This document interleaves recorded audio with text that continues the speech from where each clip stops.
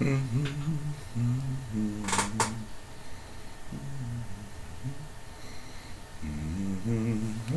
everybody, we are alive once again. Another shortwave radio show, and hello.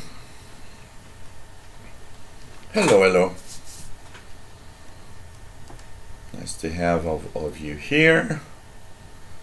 I'm out of voice. I sang a few songs yesterday at the karaoke and I got a little bit of a voice problem today. Hello everyone. Nice to have you on board. And today we will talk about radio propagation. And hopefully you will enjoy today's show. And nice to have everybody on board. And of course, this is a show we have every 2 weeks on the Saturday side of things. And hopefully you will enjoy today's show. We are live every Fridays, 2000 hours Universal Time. And of course, next Friday will be the VHF UHF show, last Friday of the month. And of course, this is every 2 weeks. So the next show, incredible. Sounds incredible, but the next Saturday show will be in the month of May already. So we're having amazing weather today. It's actually so beautiful outside, almost good enough to do a show outside today. It's going to be like that for a few days, so it's going to be really nice. It's 12 Celsius right now, which is warmer than we've had in a while, and that's supposed to go up to about 20 Celsius this week. It's going to be really nice. Really nice, and I think this is going to be something nice and something good. So hello everyone, welcome aboard, and today we have a kind of a radio propagation day. And I've got this weird noise that appeared about an hour ago that actually puts this weird hash across all the shortwave bands at a regular interval every few minutes. And I don't know where it comes from, but there's a lot of people in the back, in their backyards here, doing all sorts of little things. So like here, this is one.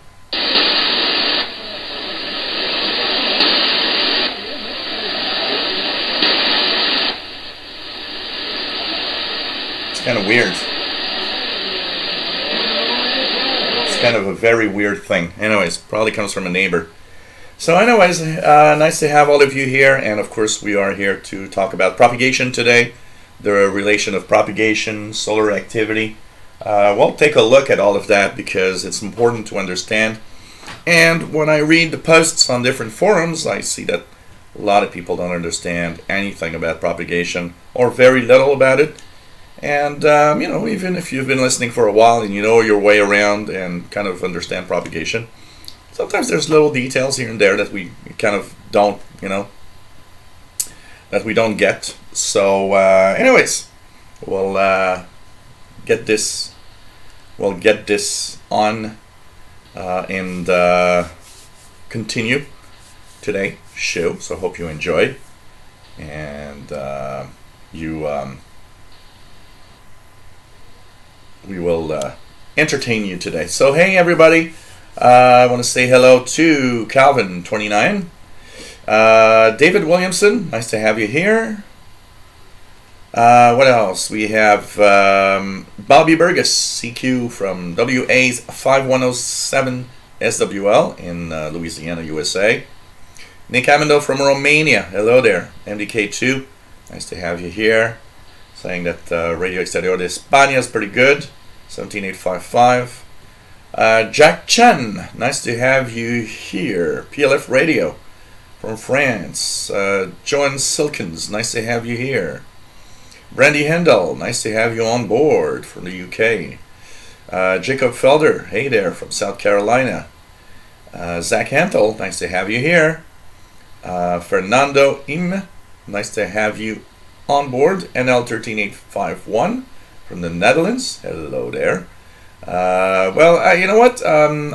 Zach is asking, ever think you could be some kind of a teacher? I I have kind of done some teaching because when I was really active with my tech duties, probably 50 to 60% of a tech job is also being 50-60% is teaching, and basically we are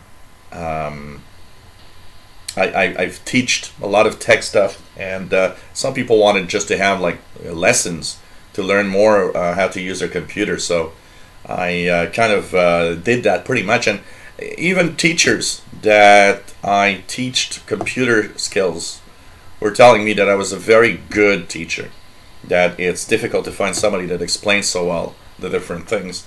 So I do have this ability, but I would not see myself in front of class teaching stuff. Although we kind of say that this can be some kind of way to think about it. Yeah, that's possible. You remind me, Calvin, that my there's my Energizer charger, which is not plugged in, so it's not that, does that bursts of or some of noise like this. So it's not impossible. Maybe it is from some kind of battery charger of some sort. But I've never seen that before. And it's really strong. It wipes out pretty much everything on the bands while it happens. So it's crazy, really crazy. Hello, hey cool 18, DB5H Gay from West Germany. Nice to have you on board. Jerry, hello there. Nice to have you here. K6YYL, Kimberly, hello there from California. Randall Kluntz, nice to have you on board from Chicagoland. And Juan Amigo, nice to have you on board from Barcelona. We know what, Zach? There's a good teacher is very important. You're talking about math. You know, when I was in high school, we had I was really good in most of what I have learned in science and math. But one year, I was always very good scores. But one year I was barely going above the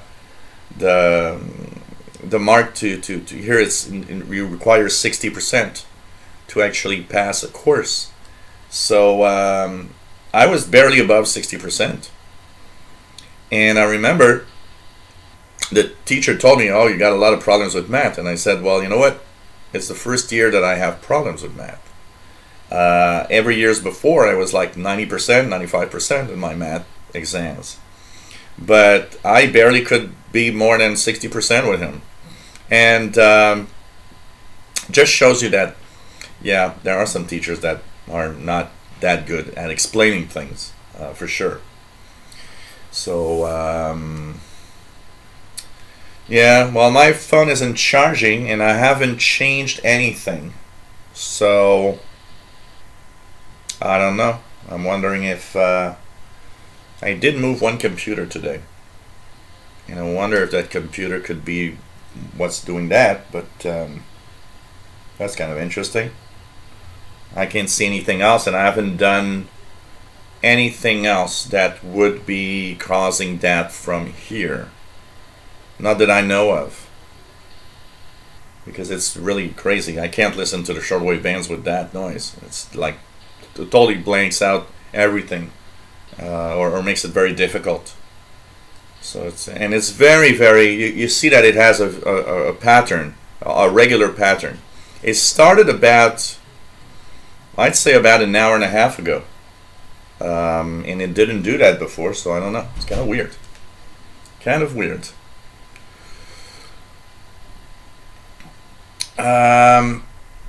Dax Farher 74, nice to have you here. Zoncat, nice to have you here. Yeah, bad teachers, it exists. That exists. Zach Antle says barely passing is better than I was. I had to take summer classes online for 3 years in high school to make up for the credits. Wow.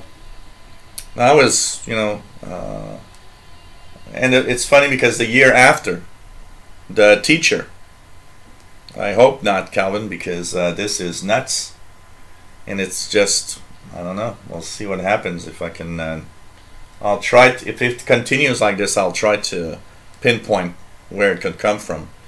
P1SBM, hey there Alex, nice to have you on board from the Netherlands. And so anyways, the year after, the math classes that I had was, we were actually, I was back at 90%. And I remember the teacher telling me, oh, well, you're good in math. And I said, well, you know what, last year I barely passed because I just didn't understand a thing. It's just crazy. So today we're going to talk about propagation because it's something that a lot of people don't understand well. And it's nice to understand propagation a little bit if you want to,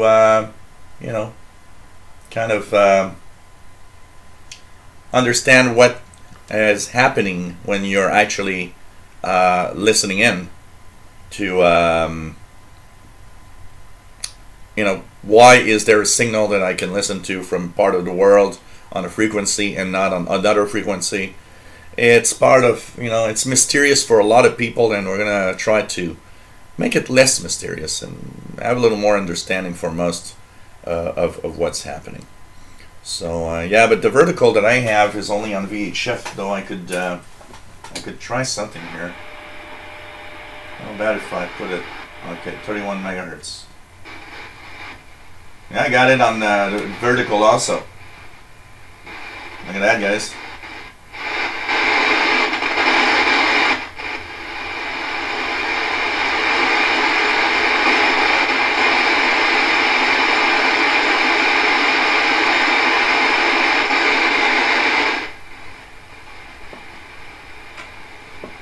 Kind of weird.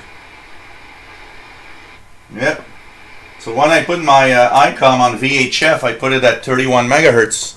So now I'm using the mobile vertical on the top of the shed, and the noise is as strong, if not more, at 30 megahertz.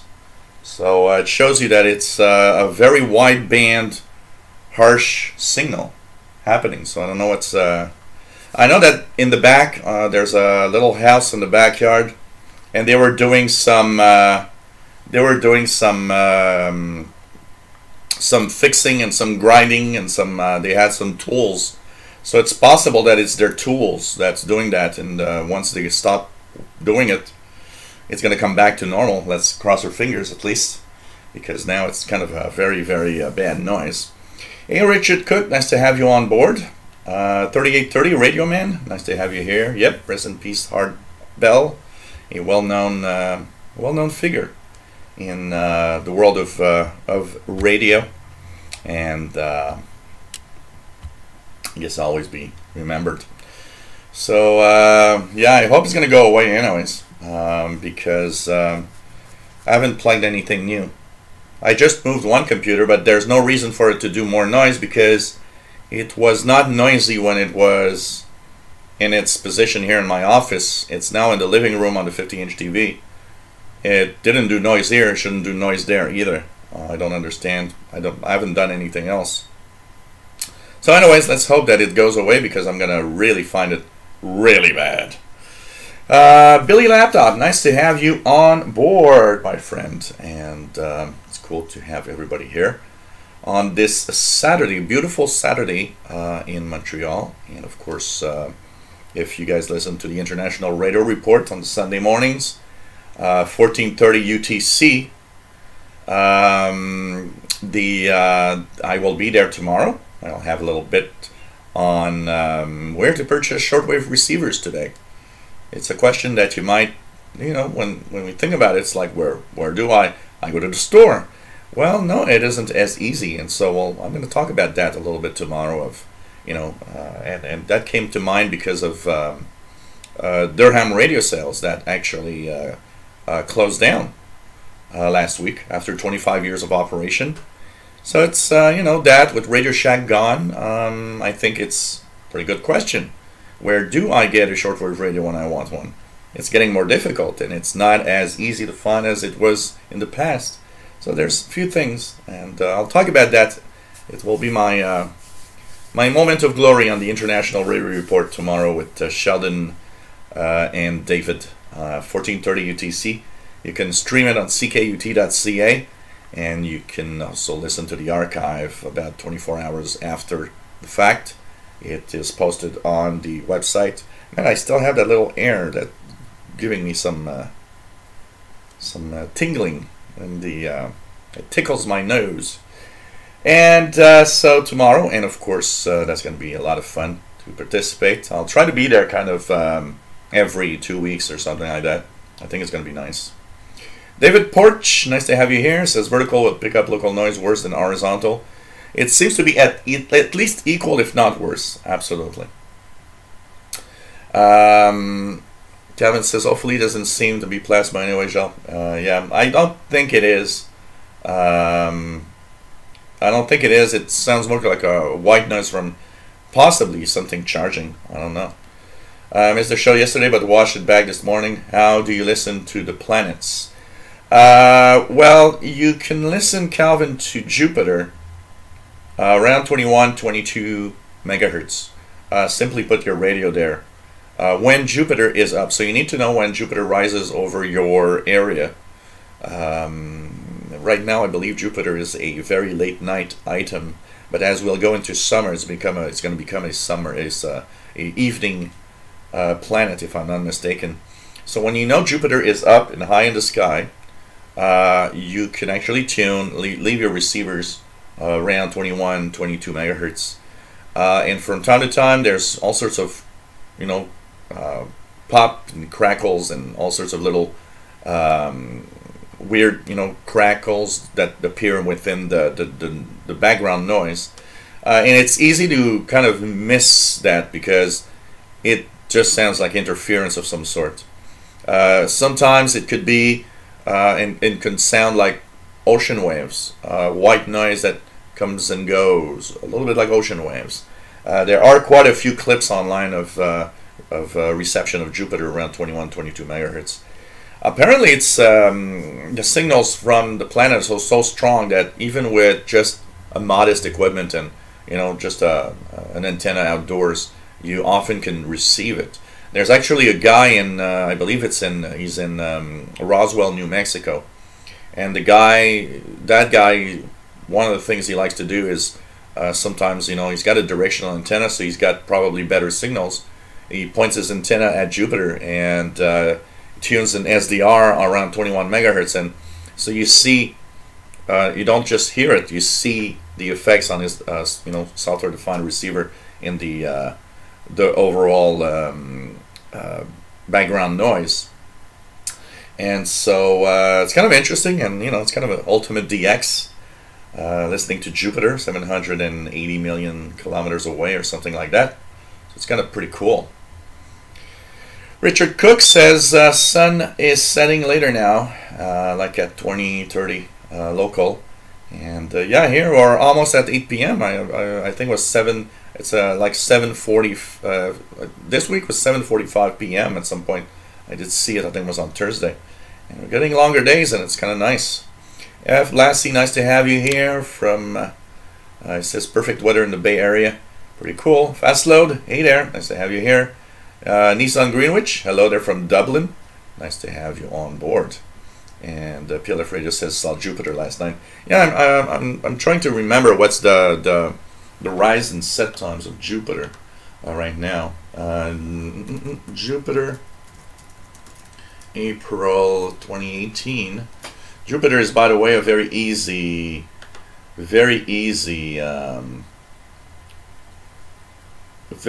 thing. So visible tonight, we have Jupiter rises at 9:14 p.m. So after this is for Montreal, but it's roughly the same local time everywhere, plus or minus a couple of minutes. So after 9:14 p.m. tonight, Jupiter rises. So that means You know, 10, 11. Of course, the higher in the sky it is, the better it is. So maybe around midnight, 1 a.m., you can try it out. Hey, who knows, if I'm up, maybe I'll try it out and just see if I can hear some Jupiter crackling and noises.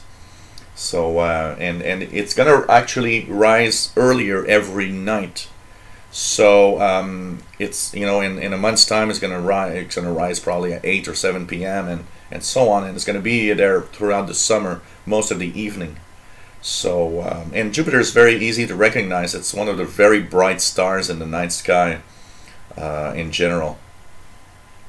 So well, I just Googled simply Jupiter rise set times, and it brought me to a web page that is it's the page timeanddate.com, where you can go into astronomy, and there you can choose where your location is. Because it knows my location, it gave me Montreal, Canada. And that page gave me the rise in the set times for the planets. So you can also, if you have a smartphone, install apps on your smartphones that will tell you all of the details and tell you where to look in the sky also. But on timeanddate.com, they have that information. So it's kind of cool. And yeah, it's something that I've known for a long time. I remember reading about it in the 80s. And you know, I was telling yesterday that I might have heard Jupiter at some point and don't even know it was Jupiter, because I wasn't aware of what it sounded like. And you know, I wouldn't be surprised I heard crackling in the radio around 21 megahertz at some point, and just thought, oh, it's interference or something.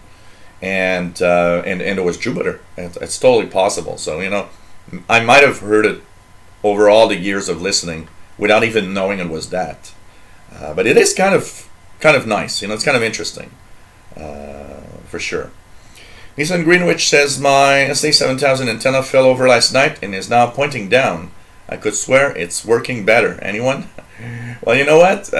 Sometimes antennas are, you know, unpredictable.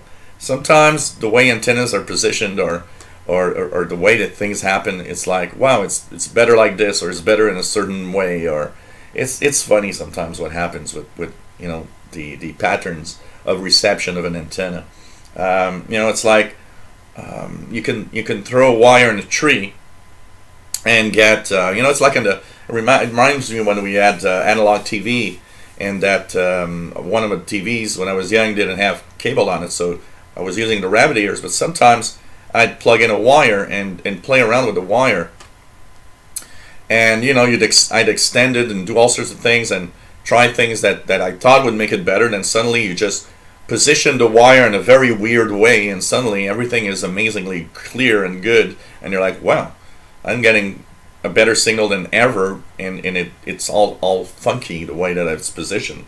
So, you know, it's very, very weird sometimes what happens, and you never know. Sometimes, you know, that antenna falling down and pointing down can sometimes totally do weird patterns and give you better reception, I can tell you that. Oh man, what else do we have? We'll just say here, we're going to check that. Two Hands on the Radio. Hello there. Nice to have you on board, as usual. Pretty cool. Yeah, Two Hands on the Radio has great videos, absolutely. David Porsche says, what mode do you use to listen to Jupiter? You know what? My guess would be to leave it just in the plain AM mode. My guess would be, you know, I've never looked the guy that posts his videos, I do not believe I've ever seen a specific mode that he uses. But I would personally try it in AM mode, simple AM mode, and see what arrives from that. So, you know. Oh, Bobby, this is coming this week. I've been tuning around with it, and I will be doing a lot of videos demonstrating all of that. in the coming week, and I will be posting the review of the Happy portable receiver and also the XH Data D38. Both reviews are coming this week. I just didn't have, I wanted to test them out thoroughly before I might say what I think about them, because you know, so many people buy receivers based on the reviews that I give on my channel, that I want to make sure that if it's, you know, I want to make sure that I see all the details of when something is crappy or not, or what's good or what bad in a radio, so that if somebody decides they want to buy it, you'll know exactly what to expect from the radio. So multiple videos of reception of stations using the portables, both the Happy and the XH Data D38, and the reviews. So it's all coming this week. By Friday everything should be online, so you guys are gonna be able to watch that on the channel. Sorry yesterday for the shorter show, 2 hours and a half. I was kind of a little tired, and I you know, at some point didn't have that much to talk about anymore, so hopefully we'll try to make it today a little longer if possible. But you know, these videos, because somebody was telling me, oh, I thought these shows were 3 hours, and I said, well, they're not timed. There's no official time limit. So you know, technically one of these shows could last an hour and a half, but they rarely do go below 3 hours, because usually we have a lot of stuff to talk about, and the chat room has questions, and you know, that's the cool thing. And by the way, talking of chat room, those that are joining in, there's a fantastic chat room that you can actually join and have a lot of interaction with great people. Also, don't forget that there's the my name. People tell me I don't say it often enough. My name is Gilles. I'm located in Montreal, Quebec, Canada. That's northeast part of North America. And yep, these live shows for Shortwave have been on for a long time. I've been doing this, the live shows, for what now? At least 4 years, something like that. So it's kind of cool, you know. And hope you enjoyed today's show. Mick H, nice to have you on board. Pretty cool to have everybody here. PLF Radio says there are some videos on YouTube about sounds of Jupiter. Absolutely, there are quite a few of people listening in. Mad Reader the Xer says, remember, Joe, was my fault. It's the longest show you did, lasting 5.5 hours. Yes, absolutely, I do remember that, and it's you know, I don't see myself beating that tonight, but you know what, it's interesting, because these shows, they go with the flow. You start talking about radio, you start tuning around, and suddenly, you know, all you know is 2 hours, 3 hours have gone by, and you're like, wow, okay, I didn't expect that. You know, it just goes so fast. You know, I barely just started. We're already half an hour into the show, so it just shows. And you know, saying hello to everybody. There was a guy that told me the other day. That he didn't watch my show because he didn't like the fact that I was spending too much time mentioning and saying hello to the chat room.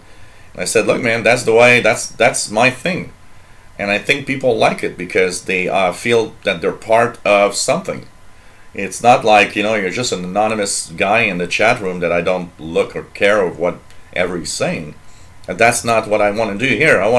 This is like a big discussion. We have a big round table of radio talk, and you know, it's part of what I do. If you ain't happy with that type of going through stuff, you know, look, there's tons of other YouTube channels you can go to and watch stuff. You know, other people there's others that do some shortwave live shows. Check other shows. Maybe you'll have, you know, like them better than me. And that's it. That's life. Or, you know, when we digress, like yesterday, we kind of digressed in an interesting area yesterday. The movies that had radios in them. I think that was kind of cool to kind of talk about it a little bit. And you know, movies that have a radio theme in them also. But you know, sometimes people tell me, well, you know, this is a shortwave show, it should be only about shortwave. No, this is a shortwave show that talks about shortwave and everything else. That's more the way we should explain it. This is the Shortwave Radio Show where we talk about radio, about shortwave, and everything else. Just depends on where we're going in the discussion, you know. NK2 says, is the IRC chat totally moribund these days, or does it still have a couple of people? There are a couple of people that I know of that are still in the IRC chat. I know of a few that are kind of diehard IRC chatters. I'm really sorry, you know. I've got a few people that said, hey, I'm in the IRC chat. I don't participate in the chat room on YouTube Live, and you don't come to the IRC chat anymore. And you know, it's all a question of just being more comfortable and not having too many distractions. Because anyways, the IRC chat, after the time, you know, I'm running it on the same computer that I'm actually streaming. So sometimes I want to look at the streaming window just to make sure everything is all right. And, or, you know, sometimes I'll look at the streaming window because I want to see if when I put something here, shows up well, you know. And sometimes I forget to put back the IRC chat in front, and sometimes I'll miss out on people, you know, and see that they asked a question or they talked about something, you know, an hour ago, and I'm like, oh, okay. So just, you know, to kind of make it a little easier on me, and, you know, let's focus on one chat room.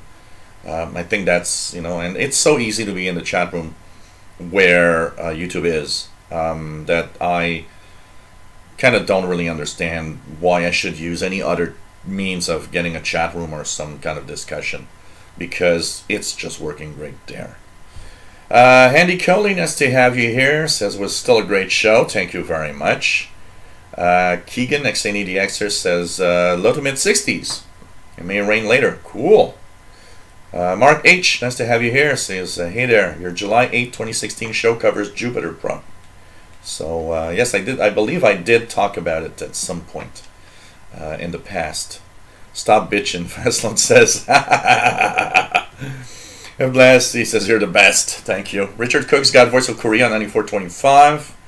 Faslow's got something on 94.20, which is probably. Let's see if I can hear it and if I still have that noise. Yeah, I still have that darn noise. 9420.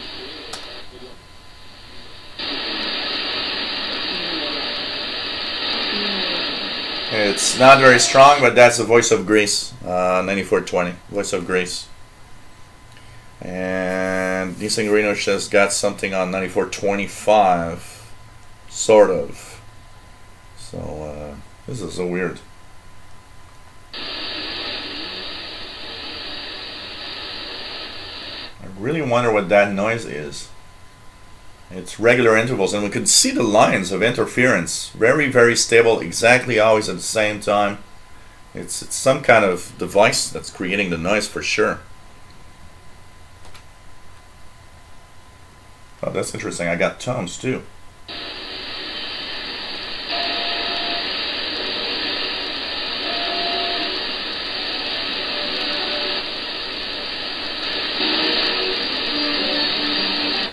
With some Greek music. Anyways. Okay, let's do a little bit of a recap of why shortwave exists and what happens to the signals on the shortwave bands. So what you see here is a demonstration or a nice little picture of where day and night propagation differs and why it's different. Why do we have frequencies that sometimes propagate in the daytime, others in the nighttime? And it all has to do with the ionosphere. This is a layer about 100 kilometers above our heads. And that layer has a different configuration day and night. In the daytime, we've got the D layer that is at the bottom. This one absorbs low frequencies. That's why you don't have medium wave AM propagation long distance in the daytime. The D layer absorbs these lower frequencies. That's why below 10 megahertz there's not a lot to listen to, because of the absorption of the D layer. But as we go higher in frequencies, almost. I'm just gonna put it down to make sure that it doesn't fall. Almost fell to the ground. Okay. So anyways, as we go higher in frequency, the signals tend to bounce off higher in the ionosphere. And you see that in the daytime, it goes up to the F1 and F2 layers that are at the top edge of the ionosphere. So when you're at, when propagation, when solar activity is good enough to support high frequencies, if you're on the 10-meter band, you're bouncing off very high on the F layer, very high up. That's why 10 meters tends to be good at very big distances, because it will require less bounces to go to a certain point in the world. The ground also acts like a reflector. So you will have sometimes multiple hot signals. They'll bounce off the ionosphere, bounce back down on Earth, bounce back up on the ionosphere. Of course, you got to think about one thing: the more there are bounces, the weaker the signal gets with the distance. And there's a very simple physics law that says that for when you double the distance of a signal, it is 4 times weaker. So signals tend to get weak quite fast. So every time you double the distance, the signal is 4 times weaker at your antenna. Now, daytime, we've got high frequencies because the D layer absorbs, and that destroys pretty much the possibility of having long distance propagation via the frequencies below 10 megahertz. It still can make it with local signals. For example, the 40-meter band, 7 megahertz, it isn't dead at 2 in the afternoon. It's just that you'll have maybe one bounce, and that's it. It's not gonna, it absorbs because so much that the signals will be much more local. You'll have signals of a couple of 100 kilometers around you, not much more. It's not like in the nighttime. Nighttime, D layer disappears. And here we have the E layer, which is one of the layers. It's less ionized. And the F layer at the top kind of merges together. So F1 and F2 merges to one F layer. One of the questions that somebody asked in my YouTube video that I talk about 10-meter band and propagation says, well, there's an F layer in the nighttime. Why is the 10-meter band not propagating? And it's simply because when the sun sets, the ionization of the layer, the F layer, is much, much less. So the layer is thinner and does not support as high a frequency, because the higher frequency you are using on shortwave, the more ionized, the thicker the F layers need to be in order to support it. That's why when solar activity is low, like now we're going to the solar minimum, the layer doesn't support 10 meters. It's too thin. It doesn't ionize strongly enough for a 10-meter signal to bounce off. So that's why a 10-meter band is quiet. That's why the CB band doesn't have, skip.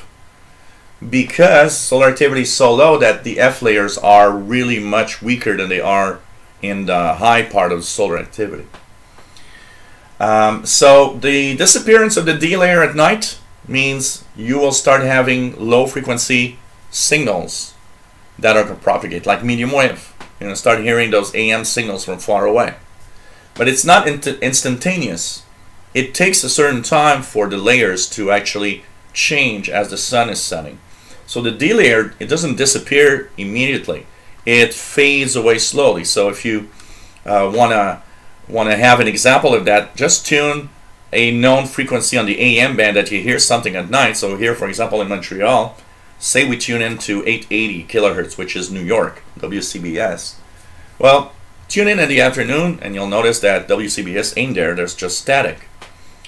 Tune in an hour before sunset and leave the radio on, and you'll notice that slowly the signals start to come around sunset, but it gets stronger about an hour after the sun sets.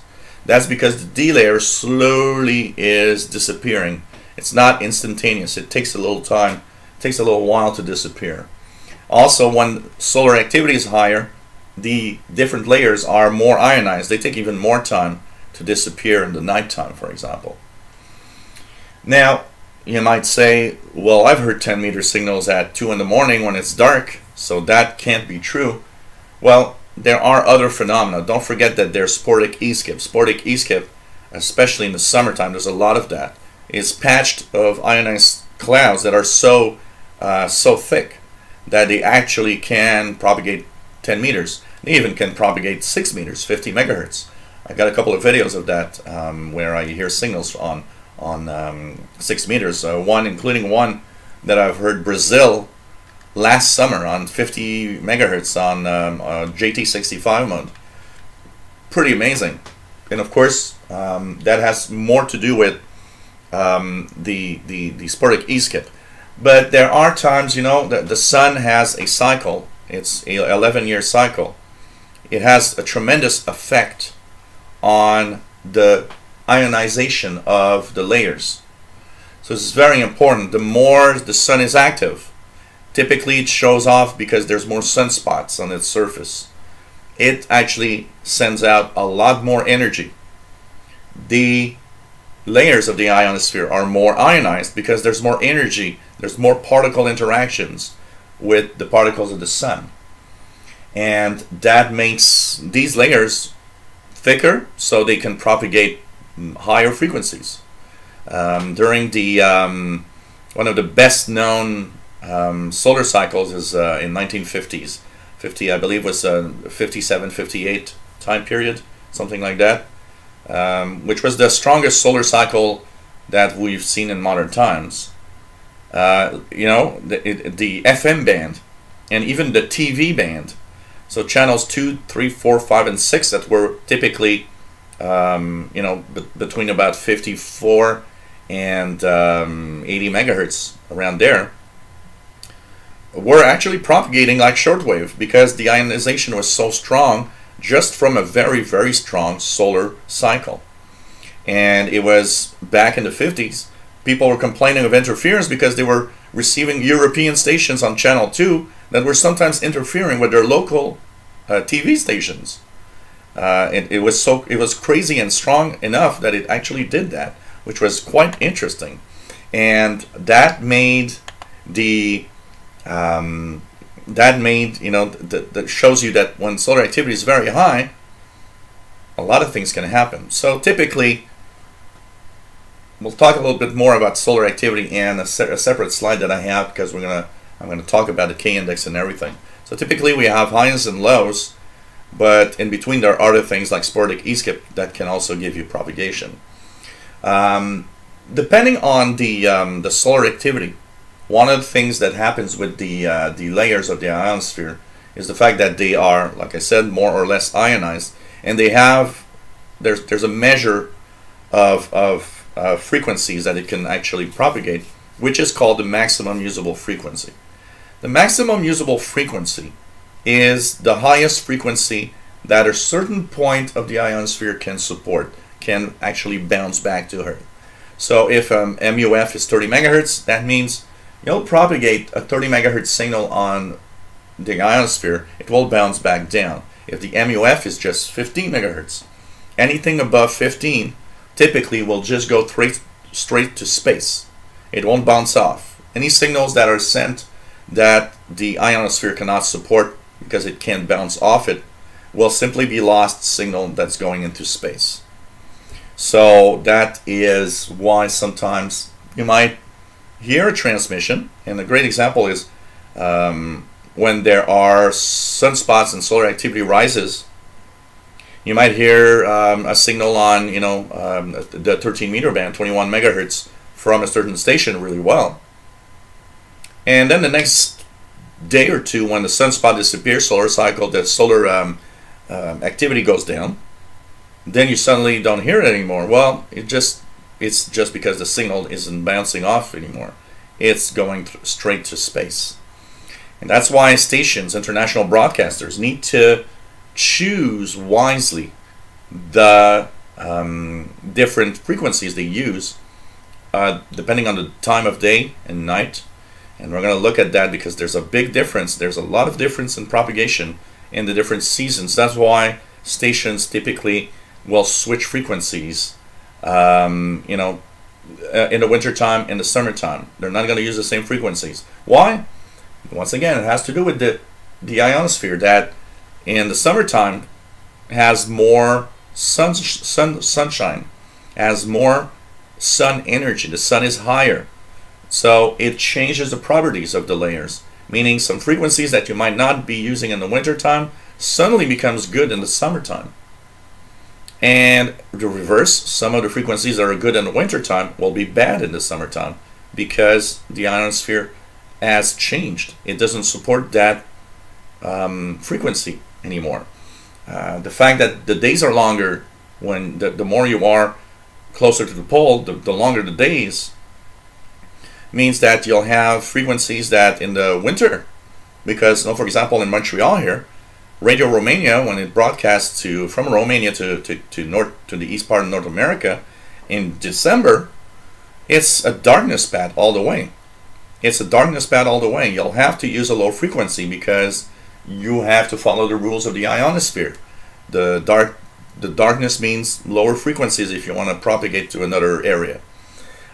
Summertime, well, when Radio Romania in June broadcast to North America at 0000 hours UT, well, there's a part of the pad that's still in sunlight and a part of the pad that's in the darkness. So you got to choose a higher frequency. There's still some sunlight, so there's still some the ionosphere is still a little ionized by the sun in a part of the signal, and basically you'll have to choose a higher frequency because of that. You have to understand that it's summer, so the maximum usable frequency is often a little higher, and the even the darkness band can still be good enough to support 9 or 10 or 11 megahertz because it simply is still ionized. Like I said, it's not a process that's instantaneous. The sun sets, the layers slowly disappear, the F layers slowly integrate themselves into one F layer, but that takes a certain time to happen. So you might be using still some of the properties even after sunset for an hour, for example. So you got to change your frequencies from time to time. So that's one part of understanding propagation and why shortwave signals are actually propagating from one part of the world to the other. What else do we have? Fastlet says trying the grounding and may be able to filter out that noise. Nah, it's that white noise. It's all going to be the same. Fastlet. It's the same everywhere, even on the icon. 3830 Radio Man. Yeah, HARP has stopped their tests for a little while, but kind of interesting. Rich in Atlanta. Hey there, nice to have you on board. Is that noise present on your portable radios? Let me turn one on and see if it's without the antenna here, just to see.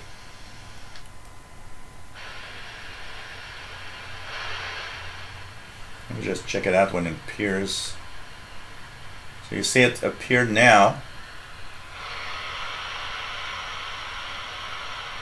If I wait for it to appear, there we go. So with the antenna down, it doesn't do anything on my radio here. Now with the antenna extended,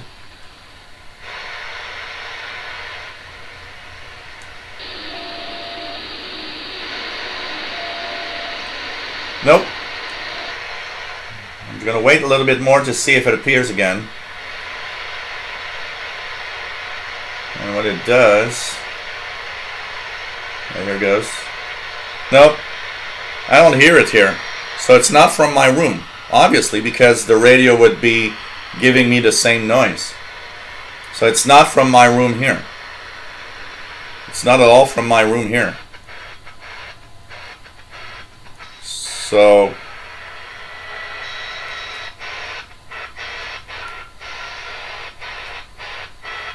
I don't know. I'll have to check that out. So it's not from the room here, obviously, because the radio doesn't get it, but that is getting it. So it's getting it from with the antenna outside, honestly. Kind of horrible noise there. So yes, this was gravity. That was a demonstration of gravity before the demonstration of the ionosphere.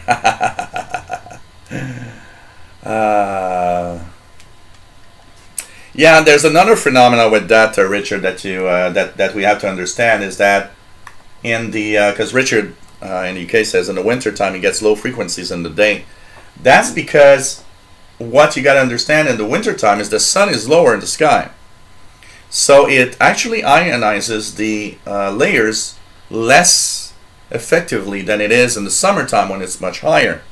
So because of the fact that the D layer actually is weaker in the winter than in the summer, some lower frequencies will propagate. So for example, in the afternoon here, a couple of a few hours before, even early afternoon, I sometimes will receive stations in Europe on 9 megahertz, at 1 p.m. in the winter time here, because the D layer is not absorbing the frequencies as much because the sun is lower.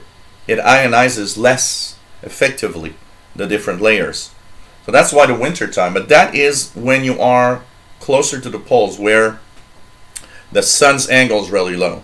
If you're in Florida, for example, these are the kinds of effects you don't see much, because the closer to the equator, the sun has less of a change. So sometimes, you won't necessarily see as much change in the layers around the equator as you'll see at 45 degrees north or 70 degrees north. It's totally different. Another thing that you got to understand, and it has to do with the fact that the poles are in sunshine. Another example, we often say that pretty much above 15 megahertz is dead in the nighttime, but it's not necessarily true for several reasons. First of all, if there's a lot of daylight path from the signal you're listening to, you might actually hear a signal. For example, here in the summertime, Radio New Zealand 15720 is a regular. Why? Even though the sun is set after 2 or 3 hours, simply because there's still a part of North America that's still in sunshine. All the Pacific is in sunshine, so 15720 does propagate there. Also, the fact that there are things like polar propagation. So an example, the 20 meter band. In the winter time, the 20 meter band, 14 megahertz. We hear it all day long, but as the sun sets, we don't hear that much after an hour or two after the sun is set. In the summertime, it could be a 24-hour band. Why? Because if you live in higher latitudes, one of the things that could happen is, for example, a station in Europe in darkness can send a signal through the North Pole that is in permanent sunshine in the summertime. Now that means that the North Pole, the layers will actually reflect the signal of 14 megahertz, and it will propagate our way to North America. We're on the other side. So in straight line, and very often amateur radio operators will use that to propagate to us. A station that uses that property to send their signal to us is Radio Thailand. They typically send their signal straight through the pole on 15590 in the summertime, because that's pretty much where they know that it has the best chance sometimes of reaching North America. They could use another path. They could use the Pacific path if they would want to, but also it gives more difficult reception, because when you go through the poles, you got to understand one thing. It's that it also means that you are having more of the effect of the geomagnetic activity. The poles are a lot less, they're actually very, very fragile, because the magnetic poles are there. So any little wind gust of the sun, any little height in the solar wind will easily make the higher latitudes, the North Pole, have slight auroras or geomagnetic activity, where in our latitude here it's going to be quiet. So you have more absorption going through when that happens. Randall Kluntz says CW on 9830 kilohertz. Yeah, it's a radio teletype signal on 9830 usually. Let's check it out. Even though I've got noise, I even got a beep sound. That's weird. This. So this is radio teletype. Man, I hate that song. What the hell is coming from? It wasn't there about an hour ago, an hour and a half ago, before the show. I'm going crazy now. What the hell's happening?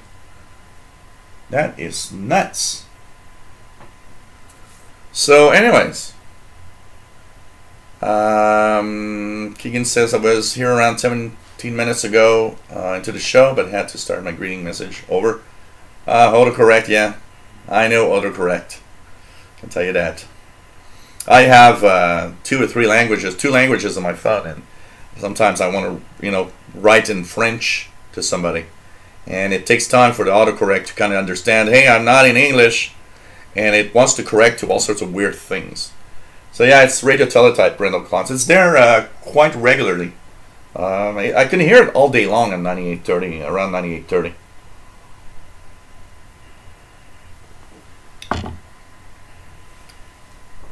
Nissan Greenish says 9550. 9550. Let's see if I hear something here. Don't hear anything here, but if we look at the schedules, what is on 9550 at this time? 9550. It could be a Brazilian station if it's in Portuguese, but apart from that, right now, there's not a lot of stuff there, eh?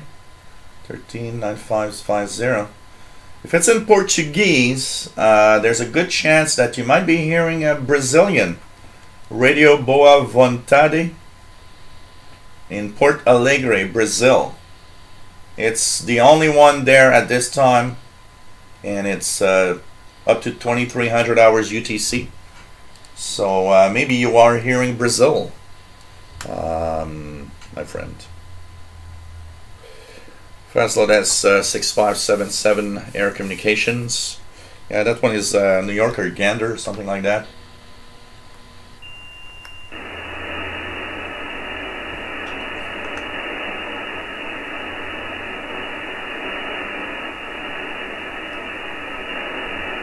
.577 or 6576, I'm trying to remember. MDK2 says 9830 signal is very strong there. Nothing on 9830, and yeah, I'm pretty sure it comes from the from North America. This is driving me nuts. I even have these beeps. Look at that, even beeps to go with it.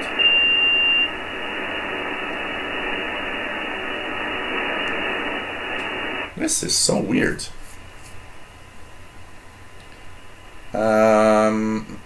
It's so that radio teletype is, I'm pretty sure, a North American signal, because it's here all day long here.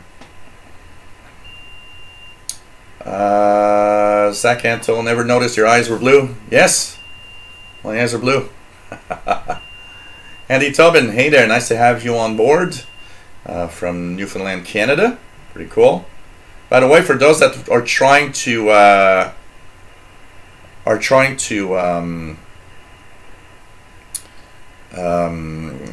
listen to the 600 and 940 kilohertz. Let's just try it. They were off. They're still. Oh, they're on now, but there's nothing. Just a carrier. 600 kilohertz. Not even. Is that the signal? Let me just go down here. Yeah, 600. No, 600 and 940 are off. I believe 600 is just a buzzing from some kind of power supply. Because both stations, 600 and and 940 kilohertz, which were broadcasting mostly music, are off right now. And kind of has little speculation going on of what's happening. These are the 2 AM stations in Montreal that were supposed to have a French and an English language news station, talk station, and they've been on for a while with only music, and they don't seem to do anything. We don't really know what's happening with them. Somebody reported yesterday they were off, and they're still off today. So is it going to, is it going to come back on or something? So somebody mentioned that he might have seen some cars at the Kanawake transmitter site. Maybe they're just doing repairs or changes. I don't know. MDK2 says, last summer I was up early and listening to KMOX 1120 out of St. Louis here in Denver. But around 4:30, 4:45 locally it faded out, obviously due to sunrise at that location. Yeah, absolutely. You can see, and that's an interesting experiment too, when you want to see the effects of when the sun sets or the sun rises on signals, and you can actually listen to these stations that they fade in or out due to propagation because of the sunset and the sunrise, which is kind of interesting. Mad Radio DXer says, I have had FM and 10 meter E-skip during the dark hours and midnight. Rare, but has happened here. It's you know what? When you listen regularly, Mad Radio DXer, it's actually not that rare. I would say that especially starting May, June, July, that's the 3 months that I categorize as the best months for sporadic E-skip. I'd say that if you listen in every evening around 11 p.m. midnight, you're going to see that it is quite often open because of sporadic E-skip. And I've seen sporadic E-skip last sometimes many hours, and here in 10 meter repeaters, I remember one night receiving a 10 meter repeater from the Virgin Islands in the Caribbean on 29660. I don't know if it still exists, for hours. I remember like tuning in at 11 p.m. and I was listening to that, and at 2 in the morning was still propagating real strong. The sporadic E-skip sometimes can really last a long time. So what else do we have? Firefly, hello there. MUF. Yeah. Well, shortwave signals don't do moon bounce. Moon bounce is very high frequencies. Moon bounce are usually done on like gigahertz frequencies. I don't know what's the lowest frequency they have ever done a moon bounce, out of curiosity. That can be interesting. Could be very interesting to check out. Dave Todd, 17855, Radio Exterior de España, 17855, let's check it out. Yep. Pone la cabeza bien Samu Tití para mandar de nuevo a saque de esquina para el Sevilla. Parece que hemos vuelto a ver un buen Samuel Tití después de unos últimos 2 meses y medio, donde había bajado bastante el nivel. Y se queda un corto el Sevilla, balón otra vez para Jesús Navas desde la línea de fondo, centra, saca de cabeza Paulinho en el primer contacto con la bola. So yeah, well, as Firefly says, sunspot cycle is every 11 years, but it's an average, so it's not 11 years all the time. The shortest cycle that they've seen is like 6 years.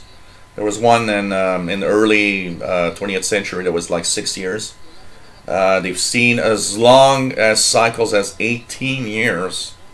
So it's an average of 11, and a great example, when we went from solar cycle 23 to this cycle, solar cycle 24, the minimum lasted much longer than usual. It usually is a couple of years, and then we start seeing new sunspot. That one lasted like 3 or 4 years. That one was longer than the usual minimum, which made a lot of people go like, what the hell's happening with the sun? And there's some really interesting, NASA has updated its own prediction for the solar cycle 25 coming up. So solar minimum is expected to arrive around 2020, so 2 years from now.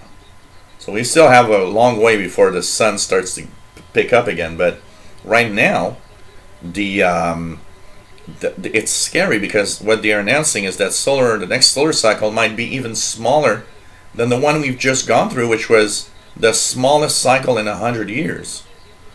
And it showed, because shortwave was not propagating as well as I'm used to on higher frequencies from the past cycles. I mean, you know, I come from the 80s. 80s had some of the big solar cycles. In the 90s, we had huge solar cycles also. Suddenly, we're having very small cycles, and it's like, what the hell, you know? And one of the things they were saying is that they've started to have a new way of viewing kind of the interior of the sun, because the sun vibrates. And they've been able to use that vibration within the sun to do kind of an image of the inner parts of the sun using those vibrations.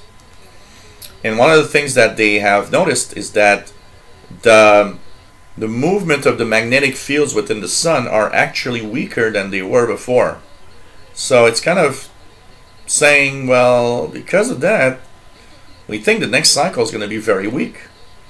They were also in, I saw in, I think it was spaceweather.com, where they're mentioning that we are bombarded on Earth with particles from the that come from the universe, much more lately than we are usually. High energy particles that comes from, you know, far away, you know, galaxies and supernovas and everything. These tend to come, of course, come through the solar system. But one of the things that happens is when the sun has a lot of activity, the bubble that the sun creates around our solar system is stronger, it's bigger, and it does block some of these high energy radiation that come from the universe. But now, because of the cycle being very weak, a lot more of these particles are actually coming towards Earth. And they were mentioning in an article that I read that they could say that there would be an increase of about something like 1 or 2% of the number of cancers that are due to a high energy particle breaking DNA in somebody and creating you know, a cancer cell, which was very, very interesting. You know, I mean, they know that about something like 1% of all the cancers around the world are due to radiation, are due to these particles hitting us, because we are, you know, bombarded with particles all the time. There are, as I speak, particles going through my body, and you guys too. We don't see that, you know, but there's an increase in those particles that come from the universe that are much higher energy than the ones that come from our own sun, or you know, I mean, the Earth itself has some radioactivity. That's why we have uranium and the decay of uranium that creates some radiation. And almost everything we have has at some point some kind of radiation, or you know, will decay and leave a radioactive particle just, you know, leaving. So there are things we touch every day that have that property because of the alloy of metals that they've used and stuff like that. But the fact that the sun is much weaker now in its solar cycles is actually creating an interesting aspect that they've not seen before. High energy particles coming from outer space that is bombarding Earth, and they say it's kind of interesting and worrying at the same time. And that is mixed with the fact that our own magnetic field here on Earth has steadily been weaker and weaker in the past 100 years. The magnetic field we have right now is much weaker than it was in the 50s. It's measurable effect, and they know that it's much weaker. So it has all sorts of speculation. Some people are saying, hey, are we in the period of time where there will be a reversal of the poles? Because we know that every 26,000 years or something, I don't remember the exact time period, poles reverse. You know, what we call the North Pole is balance is now down south, and the South Pole is up. So your if you use a compass, your needle is going to point the other way around. And so some people are saying, is it because there's going to be a reversal of the poles soon? And what are going to be the effects of that? And they know that when there's a reversal of the poles, there's a period of time where we have almost no geomagnetic field around Earth, which is something scary because the magnetic field of the Earth protects us from a lot of high energy particles coming from not only space but also from our own sun. So it's kind of interesting, and that's a lot of anybody that's interested in that is kind of very very nice to check out all of that. Steve and Maxine in Australia, nice to have you on board. Stupid O'Clock Sunday morning. Well, you know, for a shortwave show. What else is there? What else is there? So just going down. Sorry here, I'm a little late in the chat. So people are in the CB jargon in the chat room. What's your 20? Yeah.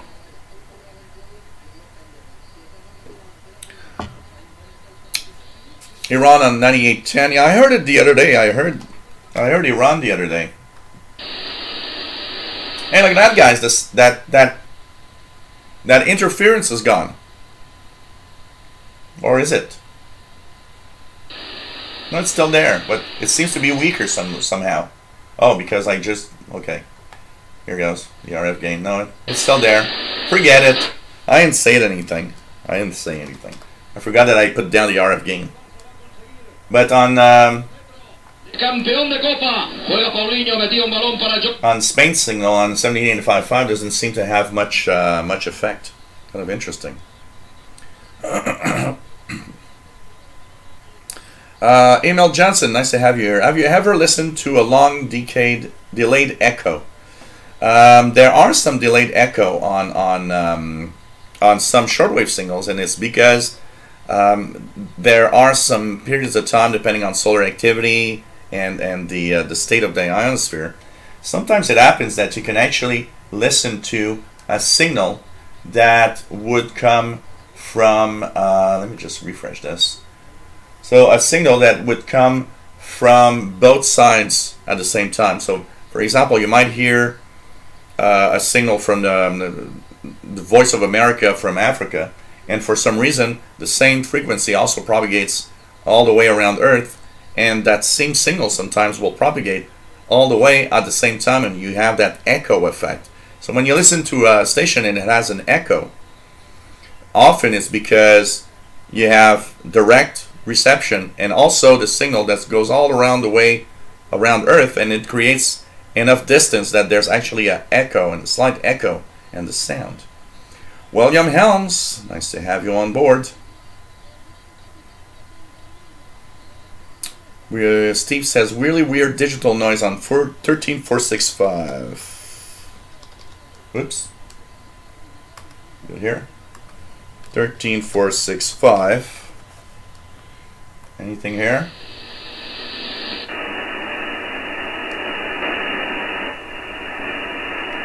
Don't have anything except my strange interference coming in.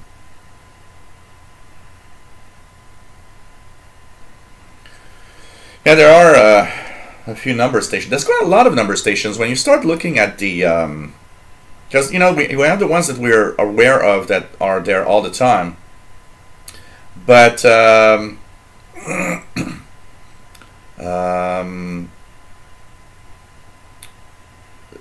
when the numbers and oddities bulletin show that there's actually a lot more activity than is just shown at the Priam website. There's a lot of stuff and a lot of weird stuff in there showing up everywhere on the bands. Weighted Cube, nice to have you here. I remember seeing somebody that tried EME on UHF. I think it was on the 70 centimeter band. But I know that a lot of them seem to do it on the gigahertz range that seems to be better for some reason. I don't know. And I kind of recall a 2 meter band experiment for Earth Moon Earth contacts. So Firefly is a UK ham. Is G8SBS. Nice to have your call. And hey guys, anyone who's an amateur radio operator, please share your calls. It's nice to have your calls in the chat and everybody know that you're a ham at the same time. What else do we have? Richard Cook says Cuban lady should be on a 16180. Check it out.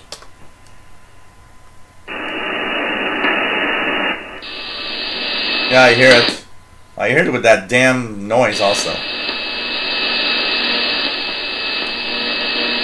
It's not very strong, but it's there. Wow, I wonder what's happening with that noise. I don't. You know what? It's driving me crazy. Once the show is over, I'm gonna. If that noise is still there, I'm gonna start going around and trying to find where this noise comes from. This is crazy. Jerry DX says nothing on 27025. Yeah, that's pretty much where I go to check out if there's sporadic E-skip happening. So really nothing happening in the 6 on the CB bands. In the CB bands.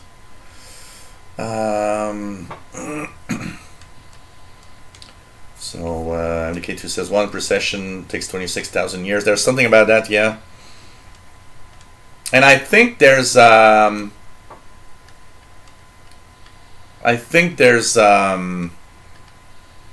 we're close to for the reversal of the magnetic field. We're actually long overdue or something like that. I think it should be happening in the next whatever. And some have said that the reversal sometimes is actually very, very quick, happening in just a couple of years. Keegan is hearing 16180. Todderbert, nice to have you on board. Pretty cool. Pretty cool. Take care, Daxfire74. Richard Cook says will be astronomical twilight all night between May and July of the UK. But that's why a lot of the high frequencies can propagate sometimes on 24 hours. So you've got S9 signals, Jerry. I was one of the websites that I actually have here, which is DX Maps, which shows in real time. DXmax.com shows in real time the opening of different bands. So let's check out 10 meters. 10 meters in North America. So look at that in the south. Lots of signals, lots of stuff in the south. There's probably some sporadic E-skippers. Maybe it could even be a regular propagation happening, but lots of 10 meter stuff, including into southern Ontario here. Look at that. There's a VE3 station. So the 10 meter band is actually might be active right now. Huh, that's interesting. And if we look at 6 meters, 50 megahertz, which that has sporadic E-skip. So it seems that Florida, anybody in Florida, check it out. 50 megahertz, 6 meters is open, and it's open to the Caribbean apparently. There's a VP station here, and many stations from Florida are having contacts. It seems here, kind of interesting. So you can check that out. DXmaps.com is a great website for that. You can choose. In this one for sporadic E-skip is amazing because you can choose. So 50 megahertz, for example. And choose your continent, North America, Europe, whatever.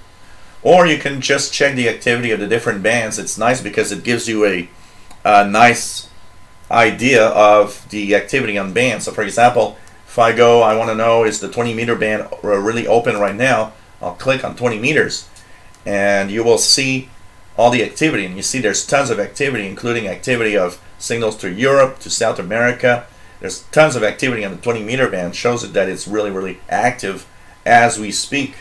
So it's a nice website to know which bands are open. I use it a lot for 6 meter and 10 meter activity. But it's really, really, really an amazing little website to check out. dxmaps.com. And by the way, as we are already an hour and 20 minutes into the show, just want to mention, if you want to help me out, it's much appreciated. It lets me, of course, it gives me the possibility to buy new equipment when I need to have new equipment. For example, I had to buy some new lighting systems because there was a problem with my lights. And well, donations are here for that. They help me continue. They help me maintain my equipment. They help me just stay on with these live shows. If you enjoy what I do, if you enjoy watching my videos, why not think about it? A little something, and any amount helps. You know, doesn't matter whatever amount you give. It's you know, it's quite all right. And of course, I do understand for those that cannot.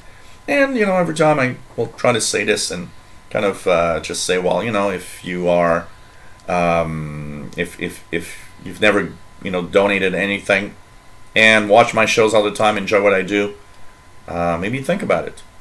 You know, if you're here all the time because you like what I do, if you think it's worth it, you have paypal.me/shortwave, or you could go to your PayPal account and simply send it to that Yahoo email you see here. You can also give a little something. I've got 10 patrons giving me a little something every month, and it's patreon.com/radio and computers, and of course helps me stay on the air with live shows. So, as we continue talking about radio propagation, radio, Richard Cook says, I got PBS station from China on 4905. Wow, that's nice. Pretty good. That's pretty good. Good. We've got some great DX there. Yes, Calvin, the shirts are coming. They should be, technically should be ready in about 2 weeks. So, not next week. In 2 weeks, I will probably have some nice shirts to show you guys. And if you guys want to have a shirt, I haven't worked out yet what would be the price, shipping included, but they're coming. A couple of weeks.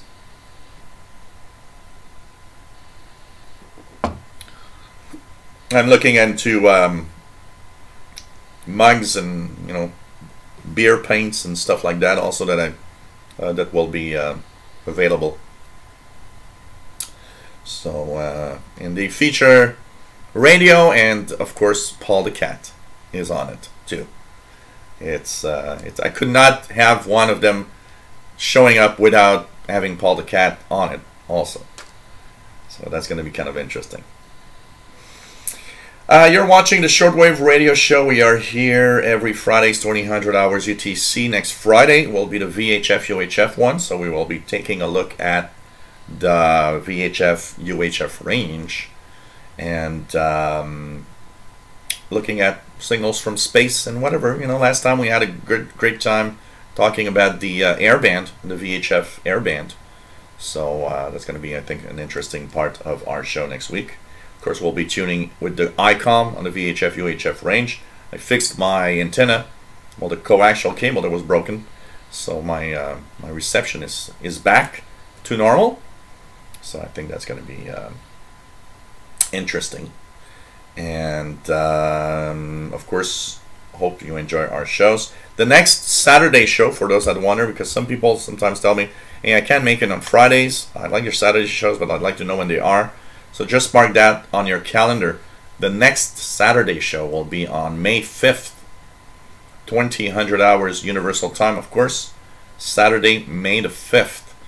The Cinco de Mayo. And we will have, of course, more, you know, great shows. Hopefully, warmer weather. Now, weather is actually so much more warmer. It shows because it's kind of hot in here in my office right now. It's 25 Celsius, so it's really hot. That's like, you know, 70, not far from 80 Fahrenheit. So it's getting warmer today. Yeah, Cinco de Mayo, absolutely. Jerry, did you get any more good passes from the International Space Station last week for Slowscan TV? Well, I listened on Monday and Tuesday, which showed me that they had stopped Slowscan TV, because I had checked that out. Did I put it online? Yeah, the last pass that I've got was last Saturday pass. Bobby Burgess is getting 27,025 strong. So you see, it's not propagating up to here. It's not getting all the way up to here in Montreal, but you guys in that are south are getting much more stuff on the. That means 10-meter band is open also. You guys can check it out. Yeah, you know what? A funny story that I have. Matt Radio the Exer says excellent Spanish pronunciation. I once I was working at a place and there was a guy that was from El Salvador, and I come up to him one morning and I say, hola, como está mi amigo? And he starts speaking to me in Spanish, and I'm like, I don't understand a thing.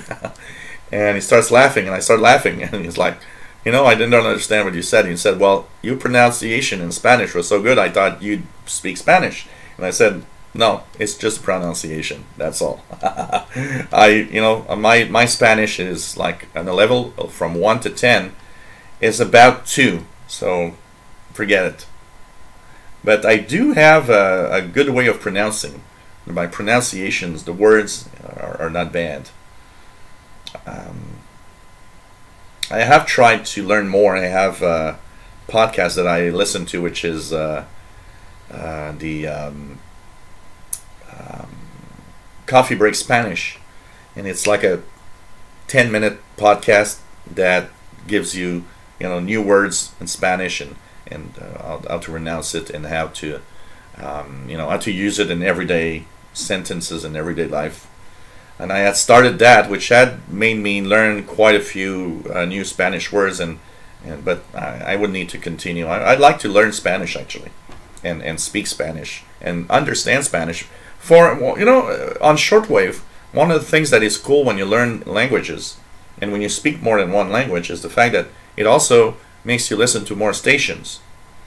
So all my teenage years, I was happy because I was listening to shortwave with one of my best friends. He didn't speak a word of English, and he didn't understand English much, and I understood English and of course French. So I had the advantage for the French side because when I would listen to African stations, there are a lot of countries that speak French. So I actually could listen to these broadcasts, and it added, more broadcasts that I can tune in and understand what's being said. And my friend, when he wanted to have QSL cards, well, he would actually come over and say, "Look, I'm going to make a reception report with you because I don't speak English, and you'll have to write the reception report in English anyways."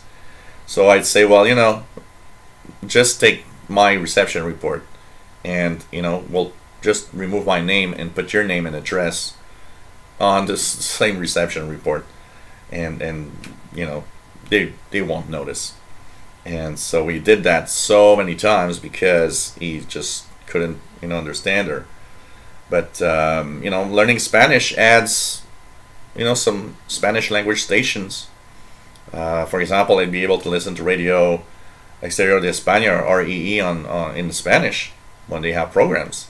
That would be interesting to listen to, of course.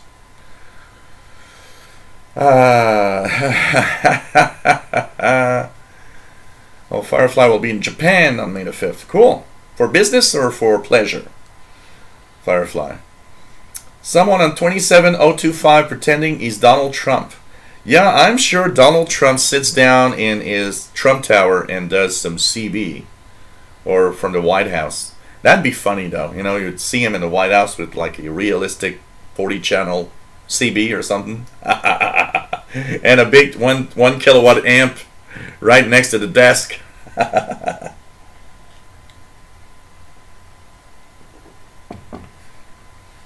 So 3830 Radio Man. So can the people on the space station receive shortwave from up there? Technically, no, because since the ionosphere reflects down the signals, it also means that they're not making it into space. So technically, the International Space Station astronauts would not receive anything from the shortwave bands, except when they are on frequencies that maybe sometimes don't propagate and are able to escape through space. But above 30 megahertz, they probably listen to. There's probably tons of things to listen to. I'd be totally curious to tune an FM radio as it's going around Earth on the International Space Station.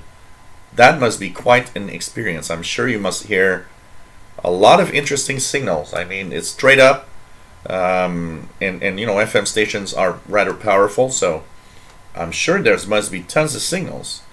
Somebody I know that that is in the Canadian Forces was around the world, went around the world, and everywhere around the world she would bring along a portable receiver. And she was saying that in the planes, sometimes they would go from one country to the other. She would tune in the FM band on planes and hear all of these stations fading in and out from the different areas. So that must be quite an interesting experience, I can tell you that. Gato. Today's Spanish word of the day is gato, or cat. So my gato is in the living room sleeping. My Paul the gato is doing a siesta. Danny Shortwave and Radio DX, nice to have you on board from sunny Yonkers, New York. Yeah, and here it's sunny Montreal. Beautiful day here today. Absolutely. Pretty good. Pretty good. What else is there in here? What else is there in here? Luis Arevalo, nice to have you here, says, why there's no Mexican shortwave stations? Well, there is one that I've heard the other day on, I think it's on 6185. Let me just check it out here. Let's go to the list of frequencies. I think it's on 6185. 85. And yeah, Radio Educación in Mexico is there on from 22 to 0500 UTC in Spanish. But it's not very powerful. I think it's like a 1 kilowatt station or something like that. And I've heard it last winter. And actually somebody congratulated me because said, wow, that's a hard one to get.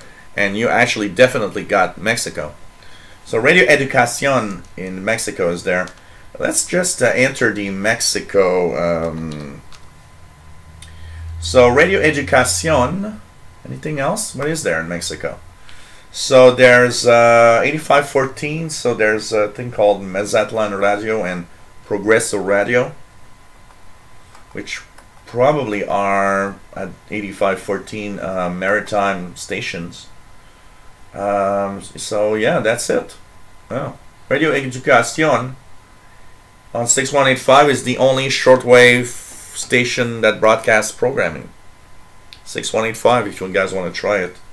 2200 to 0501 is the time they are broadcasting on 6185. There used to be more than that. There was actually in the 70s, I believe, a I believe it's on a radio, something like Radio Mexico International. There was an international broadcaster from Mexico, but it was in the 70s, and they've been out for a long time. There were more Mexican stations also on shortwave in the 80s and 90s, but as these stations are fading out, you know, like it's like in South America.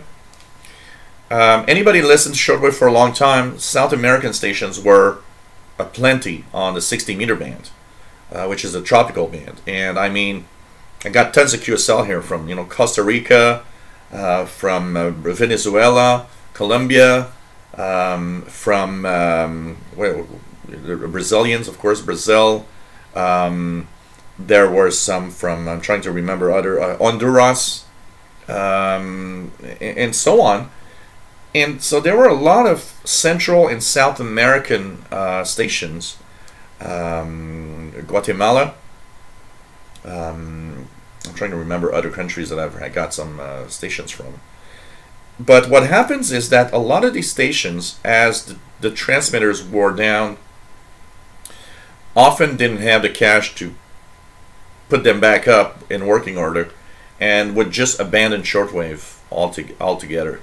And so there's a lot less of these stations. But when you look at, I think it's Oxford Shortwave Log, who's been to South America, he's got a lot of videos of local low-powered shortwave stations in the South American countries that he's been able to receive while being down there in South America, showing that there's actually a lot of stations from in South America in different countries, but they're very low powered and don't propagate towards, you know, far enough. But for Mexico, your best bet is Radio Educación on 6185, and that's the one that I got last winter. And I believe a couple of weeks back, I was tuning in and kind of I was tuning in, and I believe I heard it a little bit in the noise, but it was there. So Firefly will be in Japan for work and play. Okay, that's good. That's good. What else do we have? Scott Robson says, used to listen to FM band on planes too. That must be fun. That must be really fun.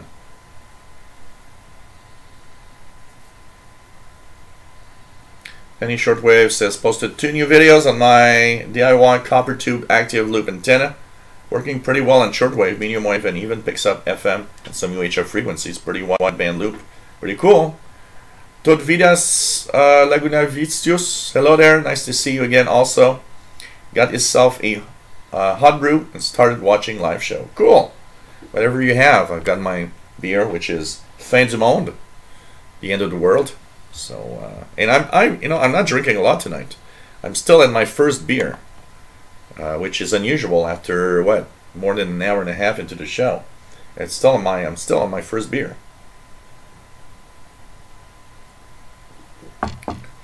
We'll try to open beer number 2 as fast as we can, as it's getting really warm now. David in Barcelona, nice to have you on board. And Raptor 22 Stealth, always nice. What else do we have? Lisa de Valor says, very hard to get. I try. Yeah, it's not an easy one, 6185, I can tell you that. Yep, you can decode, of course, slow scan TV, Morse code, weather facts, and well, all sorts of things with free software. Absolutely. Like multi-PSK or the FLDG software also, which is a nice one. Richard Cook says, Brazil time station 10,000 kilohertz reaches Europe very often. So yeah, it's interesting when I look at you know, if we look at the let's just look at the map of the world here for a second. It's interesting because I've noticed that Europeans shortwave listeners seem to receive some of the Brazilian stations more easily than I would here in North America, or at least up here in the northeast part of North America. It's kind of interesting. So no problem, MDK2. Always nice to have you on board as usual, and of course we'll be back next Friday for those that who has better beer. Zach Hantel says, who has better beer? France, California, Germany, Australia. I think every country has some good beers, but you know, like every country has crap beer. You know, I mean, if I go to the U.S. and I meet one of you guys, please, I don't want to be a bad host, but if you just bring up a Budweiser, I'll drink it because I'll be happy to see you, but try to get something local that might be interesting, just for the sake of not drinking something that, ain't Budweiser isn't bad, it's just not what I drink or what I, it's kind of that commercial beer that everybody has, and it's like, nah, Yeah, those are wines. Especially when you mentioned California and France, it was like, yeah, that's more like wines, absolutely. William Helms experimenting with commercial inliner courtesy headphones I'm finding at the thrift store. Pair of United Airline headphones, just fiberglass, sound pretty decent. Interesting. Kind of interesting. So more chat. I've got nothing on 27025. It's not making it up here to Montreal, unfortunately. And let's check it out here. We'll have I'll post myself on 9830 for a few seconds. That noise is driving me totally nuts tonight. I need to find out what that is. What else do we have? So cheers, everybody.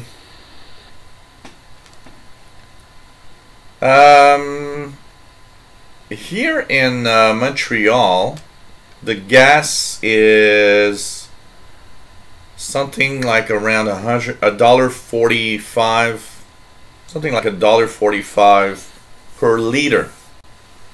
So we have to convert how many liters in a gallon?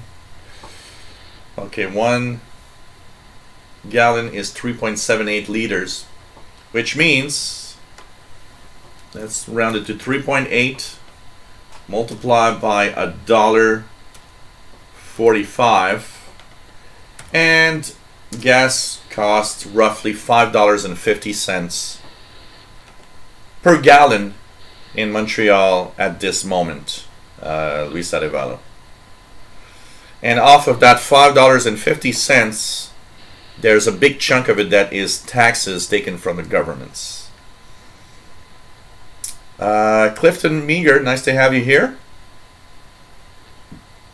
Nice to have you on board. How come you always repeat yourself at the end of sentences? What?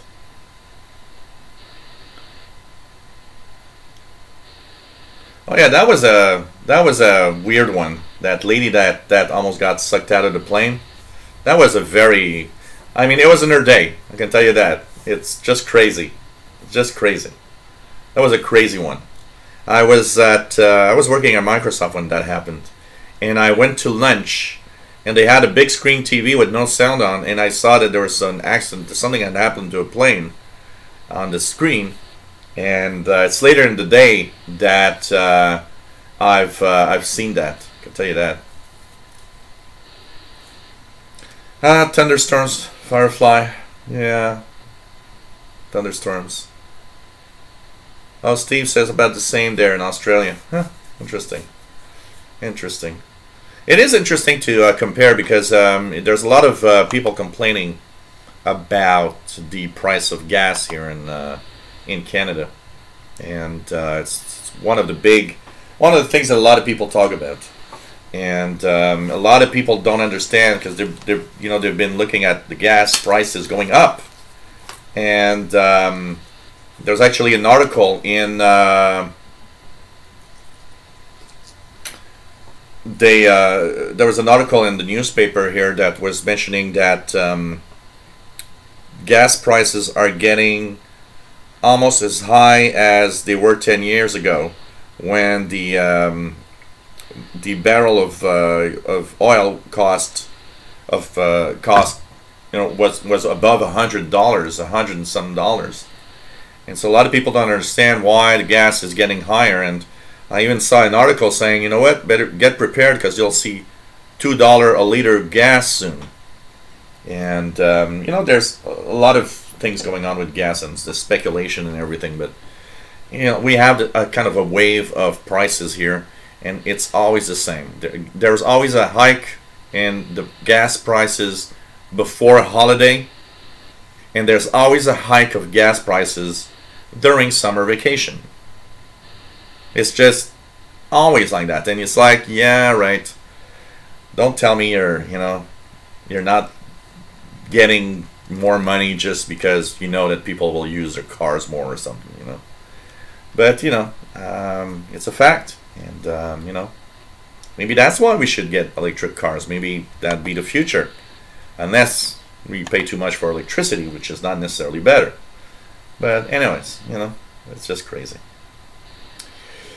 What else do we have? Hey, Garden Treadwell, VE6 GPT, nice to have you on board. Says you sound better today. Yesterday, not so good. Yeah, well, I was tired yesterday, and that's why I ended the show a little early yesterday. I was kind of tired, and I wasn't totally there. I don't know. I've had a very, very, you know, hectic week. I think that took a toll on me yesterday. You know, sometimes you gotta relax a little bit, and you know, it helped out. I was not supposed to, but last night after the show, I saw my nephew posting on his Facebook page that he was at the karaoke bar, and I said, "The hell with it! I'm going to the karaoke bar and gonna sing a few songs and enjoy myself a little bit."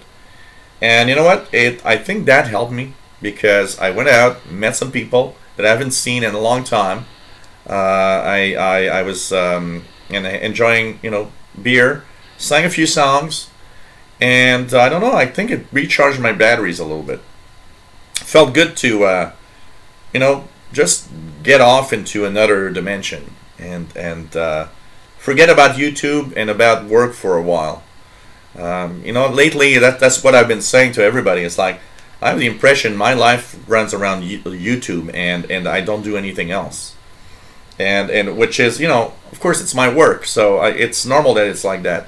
But you know, at some point, I don't know. I think I need to have some change sometimes, you know. And I do a lot of YouTube stuff. I mean, my days are YouTube all the day, except for the Mondays that I have Microsoft duties. The rest of the week is I YouTube, and I just do that. And but I do it because it's my work and it's normal. You know, I'm not complaining at all here. But I do have the impression sometimes that, you know what, I'm not taking enough time to do something for myself. And you know, maybe that's something I need to do. I'll take the time to enjoy life a little more. So you know, it's you know, it's life. It's like, you know, somebody working overtime all the time at his work. He gets a little kind of, you know, maybe a little overcharge or whatever, you know. It's like there's too much. David says, I don't know what a gallon is. Imperial units have always been something impossible to penetrate for me, even having trained as an aviation maintenance technician. There are, you know what, here we have a mixed bag because I was born when there was a change from imperial measures to metric, which means I am an hybrid guy. I will go into the grocery store and ask for half a pound of, you know, ground beef. But I can also go to the grocery store and say, hey, I want to have 700 grams of, you know, for example, if I want to ask half a pound of ground beef, I'll say in general, oh, give me 250 grams of ground beef. I know it's a little more than half a pound, but you know, I'll use that. I can an example, a great example. I know that I weigh 205 pounds right now, but I don't know, I've never, and when somebody tells me, hey, I weigh 80 kilograms, I have, okay, 80 kilograms, wait a minute, that's, what's that? Okay, it's 2.2, so 160, okay, you're 175 pounds or something like that, you know. But it's kind of, I need to think about it. I'd rather have somebody tell me I weigh 205 pounds. Because that's always how I weighed myself. So it's like, yeah, 200. I went to the doctor 6 months ago because I got regular visits for the high blood pressure. And he says, oh, how much you weigh? And 6 months ago, I weighed about 220 pounds. I was bigger. I'm trying to lose weight. And I said, oh, I'm 220 pounds. He looked at me and said, how many kilograms is that? And I was like, I don't know. And he actually weighed me in the office because he said, well, I want to know in kilograms. And he, so he weighed me in his office. It was like, oh, you're like, 98 kilograms. Yeah. So, and of course he said I'm fat. But the thing is, I'm a mixed bag here, and I think a lot of us from the same age that I am, it's a mixed bag because of that. The younger generation is more into the grams, kilograms, and stuff like that. But still, we're a mixed bag because we've pretty much used all that mixed together. But there's one thing: gallons don't tell me anything. My parents, I remember, were always ranting at how the gas was in gallons, which I didn't know what that. So that's one area where I just had to look. So a gallon, a U.S. Gallon, because a gallon is not the same. There's two, there's like the U.S. gallon and there's it's crazy. I don't know why there's more than 1 gallon. But on Google, I just looked and it's 3.78 liters for 1 gallon. So, Really? Man Radio DXer has hailstones on the windows. Wow. Wow. Crazy. Crazy. So yeah, Gordon Treadwell, absolutely. That helps when you do too much of one thing. Absolutely. Absolutely. Bobby Burgess, 10 seconds delay. I actually synchronized it. Yesterday was about 2 seconds off. I was listening WWV earlier to synchronize it, so I synchronized the clock. And this is how, by the way, I'm live. That time is UTC time, by the way. So if you know your UTC time, that's showing you here. Zach Antle, but how do you measure other things? Because I need to know in order to... man.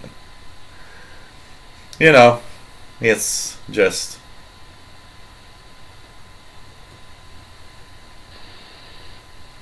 So, I'm a mixed bag. I'm in inches. I'll be in inches more than centimeters most of the time. Yet, I will be more in kilometers than in miles. So, I will be...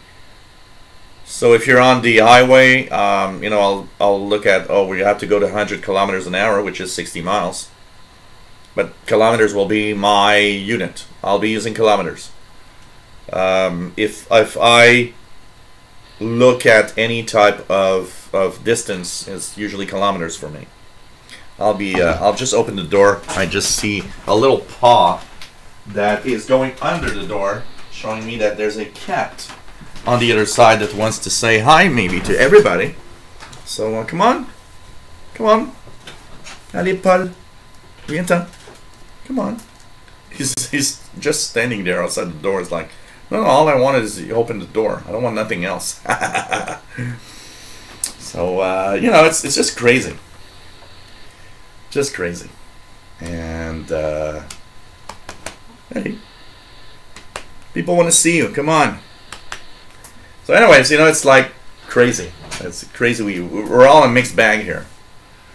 Gordon Treadwell says, well, I got out of school. They just started metrics, so I don't know much of it. Yeah, I was within school when it all changed. So it's like it went it went to metric while I was doing all of this. So yeah, I'm gonna pick you up. You wanna come over, but he doesn't know how to jump really. Because he's all, here we go. Here's Mr. Cat, guys. For those of you that have been asking, yesterday he wasn't showing up. So Mr. Paul is here.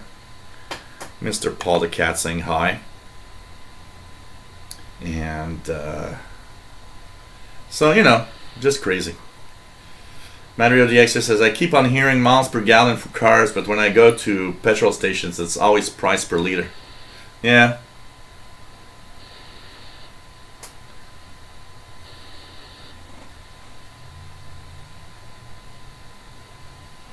TV Tech, hello there. Nice to have you on board. Montreal DXer saying, at last, Paul the cat is here. So, kind of nice to see the little cat. There we go. How you doing, man? How you doing, man? Mr. Cat. So, Mr. Cat saying hi to everybody. Of course. Bullseye 101. Nice to have you here. David says, what's good about metric is that units have multiples. Yeah, that is truly why metric is actually very good.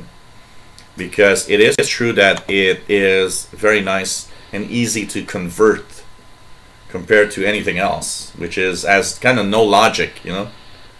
It's just funny. So so you're watching the Cat Show. That is every Saturdays. No, this is the Shortwave Radio Show. I don't really know exactly what breed this is, Zach Antle. I'm not, you know, I'm not good at this. I look at dogs and people say, "Oh, look at that! It's a Terrier, or it's a, you know, Doberman, or it's a," and I'm like, "It's a dog."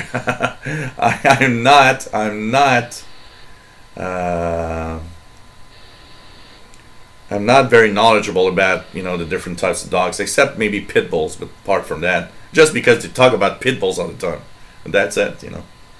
No problem, Bullseye. It's always, you know, there's a lot of people just watching with no interaction. I have one of my one of the ladies that watch my shows that always says that she's the stalker, and she says, you know what, I watch your shows much more than you think. It's just that I'm not participating in the chat room, so it's just funny.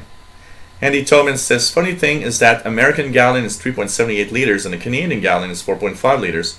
Yeah, it's crazy. There's I don't know why they've done different gallons. You know, it's as if you tell me there's a liter for UK and a liter for Canada and a liter for US, and all have a different measure, you know. Just what the hell happened there?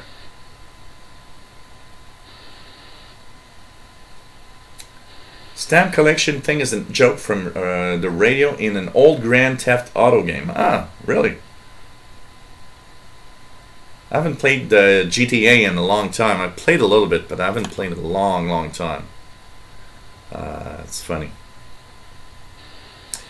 So you're watching the Shortwave Show, and of course we're trying to talk about propagation conditions and stuff. What's happening? Juan amigo, good night.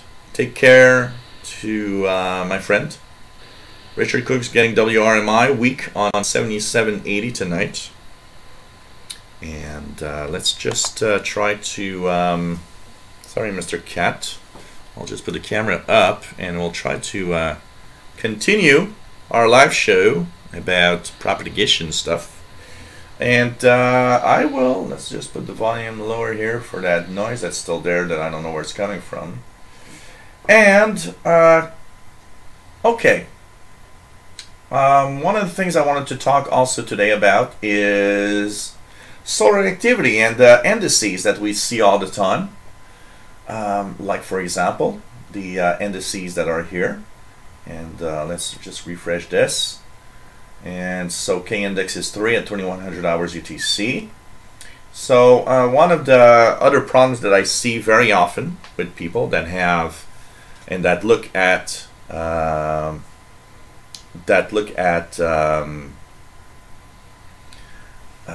these numbers often don't totally understand what they mean. So, okay, first of all, kind of cool. There's a sunspot on the sun that appeared a couple of days ago.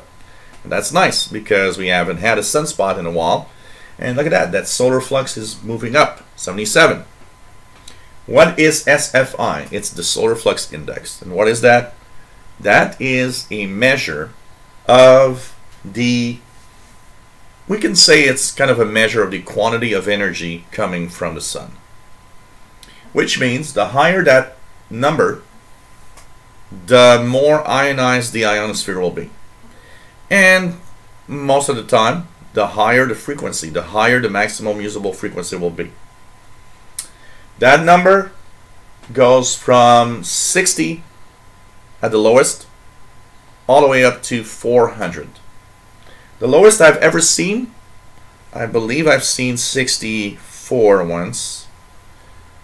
I've seen 66 once or twice. But usually it, more like 67, 68. It's not, doesn't reach 60. I've never seen 60 anyways. And the highest I've seen the solar flux was in one of the solar maximums of the 90s at 353, which was truly amazing. And I can tell you, at 350, even 6-meter band, 50 megahertz, propagates because of the intense ionization of the ionosphere. So, 77, it's low, but it's not in the 60s. And it's really a measure. They actually measure kind of the noise coming from the sun at 2.4 gigahertz. And very often it goes together. When sunspots appear, you'll often have a little more output from the sun in energy where the sunspot is. And that's why it actually makes the solar flux higher. So technically, we like that number to be as high as possible because it just makes conditions and propagation better. But the two other numbers, what are they? And I saw one today, and someone on the Facebook group, one of the Facebook groups about Shortwave Radio, that says, well, I saw the A index was like 50, and does that mean I have to leave the I don't turn on the radio today? And one of the first thing I want to say is, if you don't turn on your radio because these numbers are too high, you don't know what you're missing. Because I like to say it because it's true. Some of the best DX I've ever had were sometimes when the A and K indices were really high. Now, A and K is related. They are related together. K is the geomagnetic storming level, if you want, or the state of the geomagnetic field around Earth. And of course it goes from 0, where it's a very quiet geomagnetic field, which is the best in general because it doesn't interfere or interact with our shortwave bands. And it can go up to 9, and if it's at 9, go outside and look at the skies in the nighttime, because you're probably going to see some really, really powerful auroras over your head, especially if you're in the northern or closer to the south pole.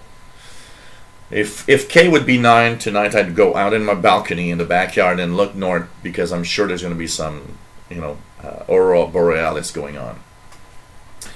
So these numbers actually tell you that K index from 0 to 2 means it's rather quiet. 3, 4, unsettled, meaning there's some activity. The geomagnetic field is not quiet. It's kind of unsettled. It's moving around, but we don't have too much, that much. But there's some interaction. It will impact a little bit the shortwave bands. Maybe you'll see some of the signals stronger in some areas and weaker in others. Starting with 4, 5. Now, starting with 5. Sorry. Now we're starting to get to the minor geomagnetic storming. That means the magnetic field is really, really starting to get pushed around by the solar wind, and there's something happening. And the higher the K index, the effect that it will have on many, many shortwave frequencies it will actually kind of destroy the ionosphere somewhat.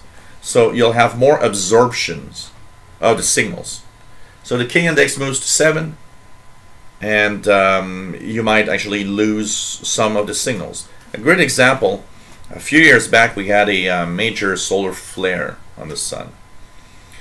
And it pushed a cloud of particles that in the space of about 30 minutes had a huge impact on the geomagnetic field. And I remember because I was listening to Radio Havana, Cuba. And I remember seeing that signal minute by minute fading away. And after about 10 minutes, totally inaudible. It's not there anymore. Something had happened. And I knew, because it's nighttime also, I knew it had to do with, okay, there's something happening with the geomagnetic field. There's an impact of that solar wind that's doing something. And about 30 minutes, 20 minutes, 30 minutes later, I went outside in the back and there were auroras everywhere. And I mean, there was not even a part of the sky that wasn't covered in auroras. And I remember I called everybody. I called all my friends, I called my family. I said, hey, look at the sky. Amazing. And, you know, and here I'm in a big city. And because of that, to see some aurora borealis on Montreal, it needs to be really strong because you don't see them usually.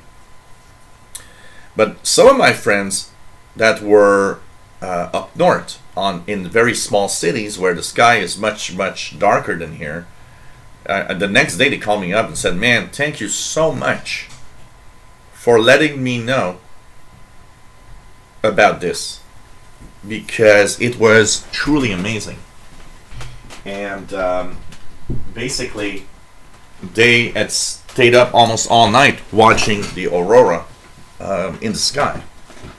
So it was kind of interesting, and so it has an impact. But when these indices go up, so you heard me say, well, you know, K-index went up and signals faded out, so it means, well, when that goes up, I don't turn on the radio. And that's where the knowledge of shortwave needs to be better.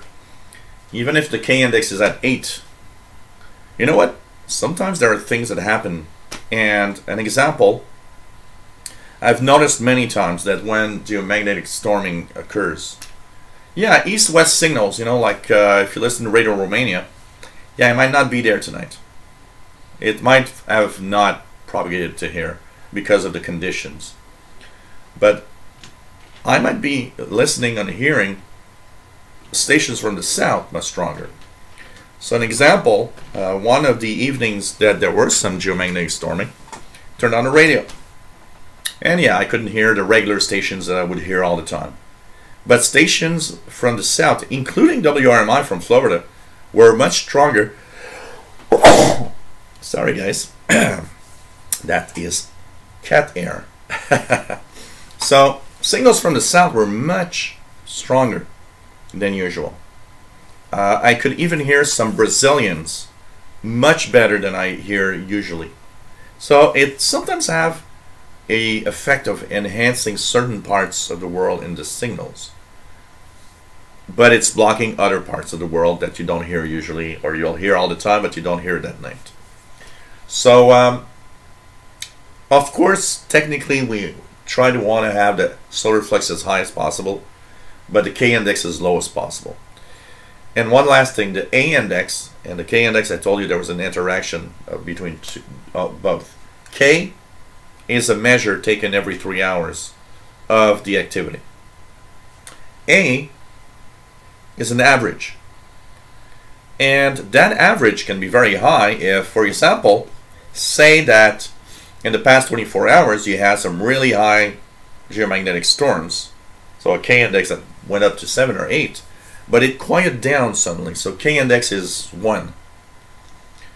The A-index might be at 80 or 100. Don't take that into account, because the most important number is the K-index. The K-index is there to tell you pretty much right now what's happening.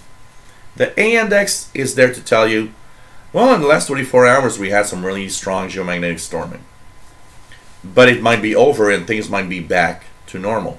So K is the most important number here. A gives you an idea of what happened in the last 24 hours, basically. That's pretty much my little story on that. And you know, you got to be careful, because I see this all the time. Oh well, you know, geomagnetic storms tonight. I'm gonna watch a movie instead of, you know, going to a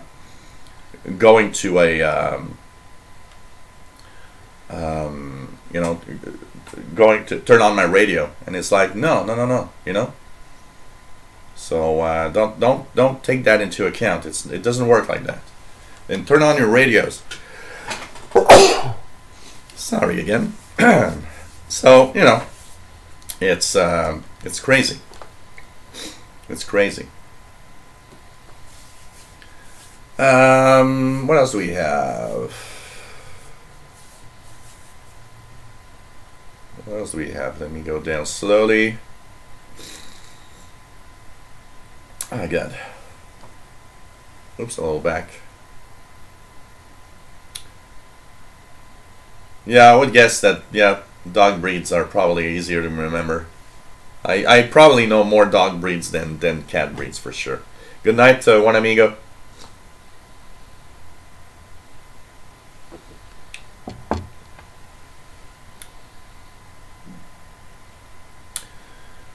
What else do we have? What else do we have? Yeah, 77. Well, it's not good, but it's better than it was lately. You know, I'd like to see it above 100, but 77 is, yeah, you know. Yeah, Bullseye, you know, the Earth is flat. It's all bull. Oh God, you guys seen that guy that? You guys have seen that guy that tried to show the Earth is flat and kind of crashed with his whatever he made to try to prove it? It's like, come on. Really? We're in 2018. Come on, guys. Just crazy.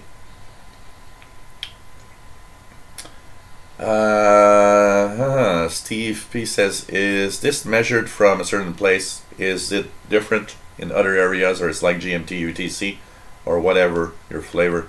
Well, the metric system, it's measured the same everywhere. There's a you know, there's like the official meter somewhere, and I don't remember where it is. I remember hearing where it was, but I don't remember where. So there's an official meter that is the exact measure of 1 meters, and so on. So on the metric system, there's a measure. On the imperial system, there's probably a measure also, but it's funny how the measure is different from one country to the other sometimes. Jerry says, remembers those Northern Lights. I remember that it was in the 90s or something. I remember seeing the Northern Lights that were so amazing. So amazing. Hey, Ivan. Nice to have you on board. Like Cholikov. So, my audio seems a little overboard tonight. Everybody was talking my audio yesterday as something different. I don't know. Ivan ordered a W6 LVP loop. We'll share my impressions when I get it next week. Cool. Let us know how it goes. I want to see that. 17480. Let's check it out for the HM01.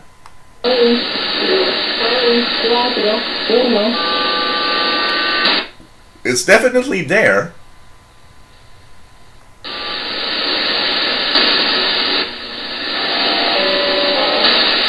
It's definitely there.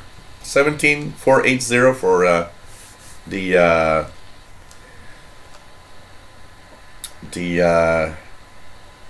Cuban number station.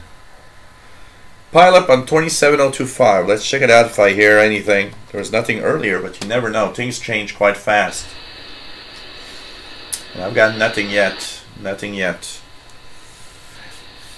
I wouldn't be surprised at PLF Radio that the official 1 meter is in Paris, France. I seem to recall seeing somewhere, and I almost mentioned that it was in France when I talked about it.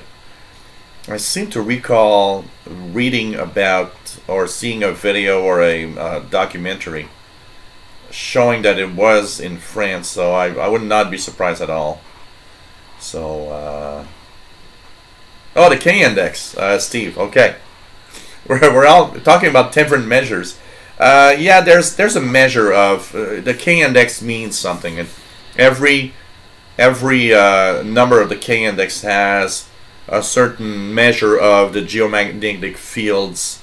There's like a measure of the geomagnetic field and how it actually changes. So the K index technically is an official measure. The only thing though, and that's very important, the K index changes depending on where you are measuring it, not because of a different meaning or a different way of measuring. Because if you measure the K index, say in the north of Canada, and you measure the K index in Florida, you're not going to get the same number, because geomagnetic forces and the geomagnetic field, the lines of the geomagnetic field arrive at the poles. So there's the geomagnetic pole, North Pole, that is in the northern part of Canada, and it's actually moving towards Russia, I believe, something like 10 kilometers a year or something. It's moving really fast. And so if you're closer to the magnetic poles, your K index measure might actually differ.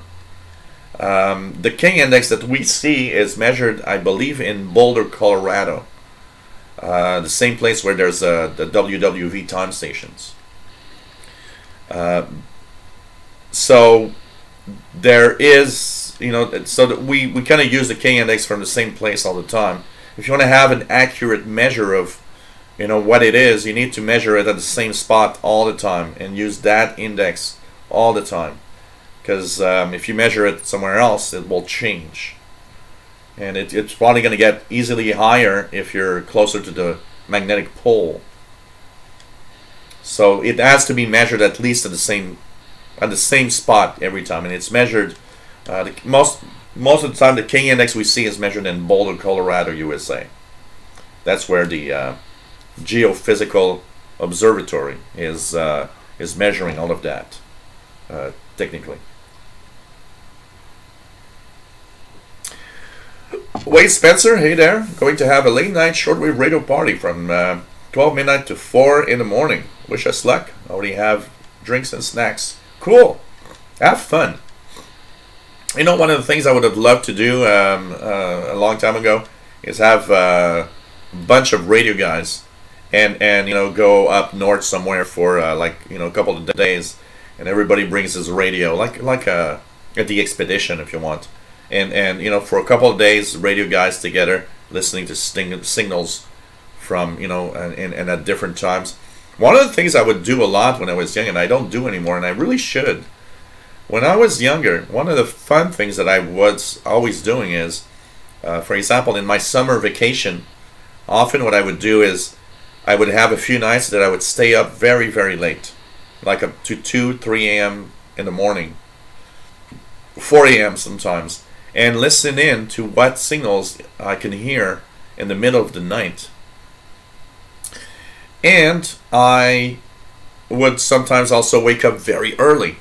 So, one morning, I remember my brother, when I was young, my brother would actually go play golf, and he would actually tee off at the golf course at like 6 a.m. or something. And because he liked it very early mornings. And I remember telling him, I was always telling him, hey, when you go play golf, wake me up. I'm gonna get up and listen to the shortwave bands early in the morning, and he would wake me up around 4:30 a.m., which was the time he would actually get up, and I'd listen to the shortwave bands from 4:30 a.m. and all morning. And so that's something I haven't done in a long time. Like waking up at 5 in the morning or 6 in the morning and tuning the bands, seeing what are the signals I'm hearing on the bands at this time. So. It's crazy. Keegan hearing CHU on 14670 through the noise. Wow, nice. WWV, let's check it out. WWV here, 15 megahertz. Oh, that's a pretty good signal, look at that. Man, that damn noise.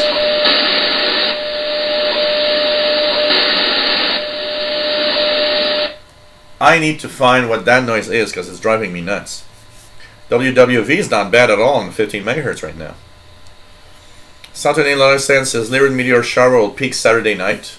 You know, that's another occasion of trying out things. Some people actually try meteor scatter, which is there's the VHF and 6 meter band. Anybody that wants to listen to 6 meter band during meteor shower peaks. There are some there's meteor scatter where the meteor hits the atmosphere and actually creates a ionizes the upper atmosphere basically. So that's something you can try, 6 meters, and even I believe VHF like 2 meter band. Sometimes some people are listening in on that. So that could be something to look forward. I'm not sure of anybody doing much of reception on the HF bands, like 10 meters. I don't know if there's some groups doing 10 meter meteor scatter. I wonder about that. Kind of interesting. So kind of interesting.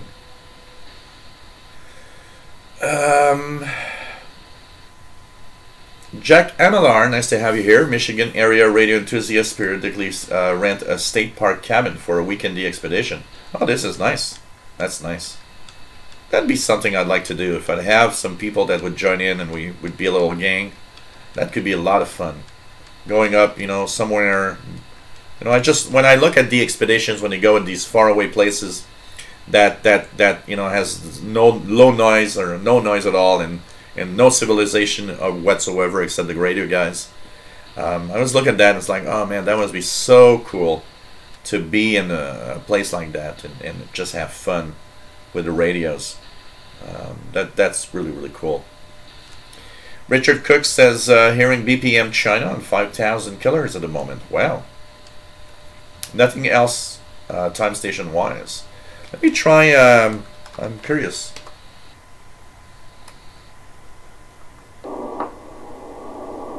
9996 RMW from Moscow time signal.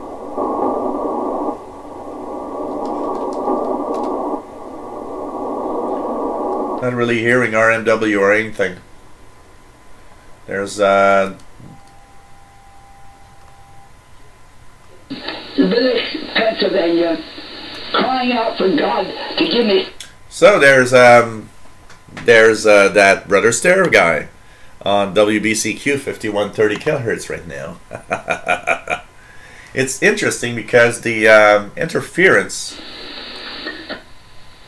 that I'm getting on the other frequencies seems to be less intense on the lower bands, which is very interesting.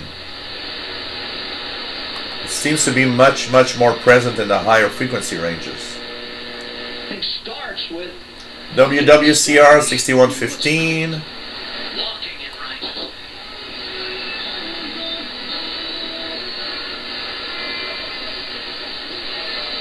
Kind of interesting here, checking out what we can hear. 5995, there's a signal with almost nothing on it. There's no audio. And you know what? I think that 5995 carrier is coming from Africa, from Mali, but there's just no audio on the signal. Just it's often like that. Mac Zelnik VRP says, what is Olivia on shortwave? Because I've heard somewhere about that. Olivia is a digital mode, and it is often found on the amateur bands. Though I did hear MARS, the military auxiliary radio system, stations on Olivia the other night by chance. So it's a digital mode. You can decode it using a software called FLDG, Fox Lima Delta India Golf India FLDG, and that is free for Windows and for Mac, and I believe for Linux also. And that will decode the Olivia modes, and it is one of the digital modes on the bands.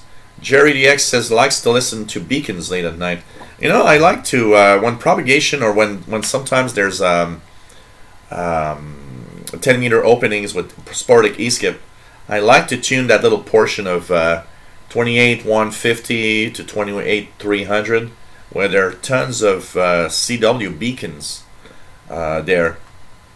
It's kind of fun to listen to. I like to do that. Yes, absolutely, PLF Radio. Please do so. Post a link on Solar Activity. Absolutely. Hey, Maglone. Hello there. Nice to have you here. Syrian Willow. Hello there. Nice to have you on board. Rob Webster. Nice to have you on board from the UK. Mike DeVita says, ever hear PCJ International Radio? 11 megahertz yesterday, 2330 UTC. I didn't hear it yesterday, but I did hear PCJ Radio International. That is often on often broadcast via WRMI. PCJ is, but I haven't heard PCJ Radio in a while.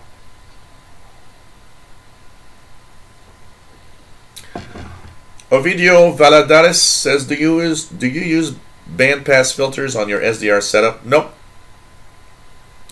It's straight. It's a straight setup. Nothing fancy. Directly at the antenna. Nothing really. And the ephedry is rather good at not, getting spurious signals from all sorts of weird things. XNEDXer Keegan says 6115 S5 out of 5 in Northwest Arkansas. Richard Cook says, yep, 5995 strong carrier with no audio. That usually is Mali, and it's sad because if they had good audio, we could actually listen to an African station there. Something Illinois says Montreal has really bad light pollution. Here in Illinois, USA, I have darker night skies. Oh, absolutely. Montreal is for those that know the magnitude system. The stars in the sky, the weakest stars that I can see really, really straight up will be about magnitude 3, plus 3. That's pretty much the weakest that we can actually see in the night sky here in Montreal. And that, it really straight up. If I look like, 45 degrees, it probably is like plus 2. So you miss out on a lot of stuff. And for meteor showers means you miss out on a lot of meteors. I was reading once for meteor showers, for every magnitude that you lose in your night sky, you got to lower the count by 10. So an example, if a meteor shower gives you 100 meteors per hour, that's counted for somebody that has a dark sky, which is counted as being magnitude plus 6.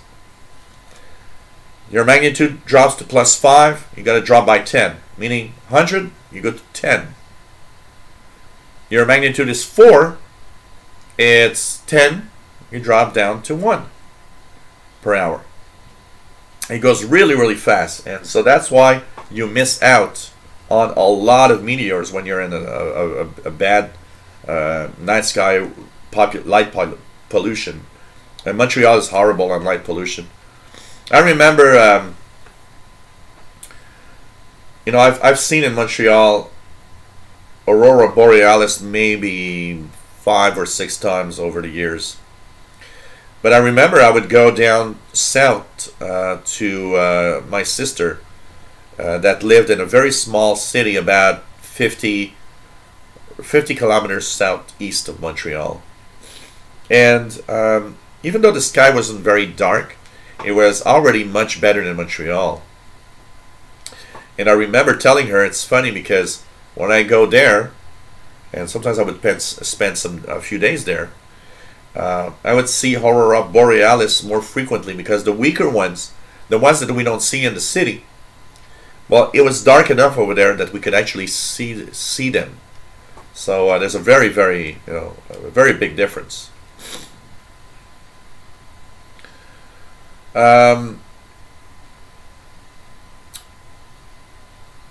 Richard Cook says 7425, weak audio but strong carrier. 7425. Anything here? I do get a signal, but a very weak carrier, also very weak audio, also. Yep. Keegan says nothing but static crashes on the 5995. Magdavita, yeah, the Yappy station show or something like that, the Yappy station or whatever, yeah, the PCJ radio. It's enjoyable. PCJ radio is enjoyable. The Drifter UK, hey, it's been a while. Nice to have you on board. And Steve in the UK, M3CSP, pretty cool. And Muglone will go outside tonight and listen to radio. You know what? It's so beautiful here. If it wasn't that the sun sets quite early, I would almost, and you know, it's kind of warm. It's it's plus 14 Celsius right now. Put a little jacket on and go in the park. There's a park here just not even 5 minutes walking distance. Go to the park with one of my portable receivers and listen to some signals. Maybe tomorrow. Well, no, tomorrow I can't because I won't be home. Tomorrow morning I'll be at KUT. In the afternoon I'm going to be with some friends. So, but this week there's supposed to be some really nice temperatures. So you guys that watch my videos expect me to be at. There'll be a day I'll be at the park with some of my portable radios. I can tell you that. I can tell you that. So let me check that out. Solar activity and HF propagation with a flare of solar physics. Oh, that's nice. Thanks for posting this. It's very interesting. I'll be reading that for sure. It's a nice PDF document too. I'll be reading that, PLF Radio. Thanks for sharing. I've never seen that. So I'll put that here on my desktop. And here we go. Save. And here we go. I've got that document that I'll be reading. Thanks for sharing it. Super interesting to see that for sure. Naxelnik VRP says, what was the most interesting scary signals or stations that you've ever heard or that had intrigued you? There's a lot of stuff, mystery stuff on the shortwave bands. If we look at scary, you know what? I remember when I got my first shortwave radio, which was the DX100 right here, I actually would listen, and often I was alone. I was a teenager. I was like 13, 14 years old. And it happened a few times I was alone on a gray winter day, and I would tune in to some signals on the bands and hear these sounds that would almost be like scary sounds coming out of a horror movie. All sorts of weird, you know, signals, and that was something that I often, every time when I was tuning in, I was like, wow, kind of scary. It's kind of scary sounds, you know. There are some sounds that are mysterious. As for interesting, I would say I stumbled across a lot of interesting signals over time as I listen in. I want to try something, guys.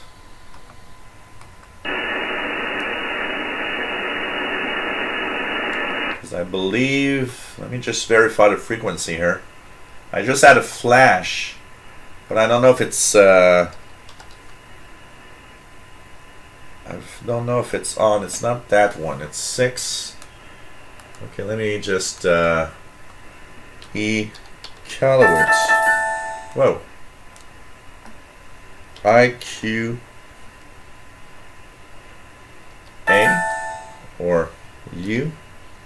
A. Try to find the, what's the frequency of the Iqaluit station out of Iqaluit Nunavut. I'm trying to find what that frequency is. I believe they have started to broadcast now. Let's go down to 22. Just curious to see if it's on. I believe it's not on as if there's ice conditions, but I don't know, out of curiosity. I'm a little curious here. Iqaluit. I believe it's starting up at 22. Is it 22, 35? Oh man, where is that Iqaluit station? In Nunavut, Canada. Trying to find this, or it's 2225. Shanghai, maybe I'm wrong in the time, but I don't think so. Okay, let's try to find Canada, C-A-N. Okay, Gander. Yeah.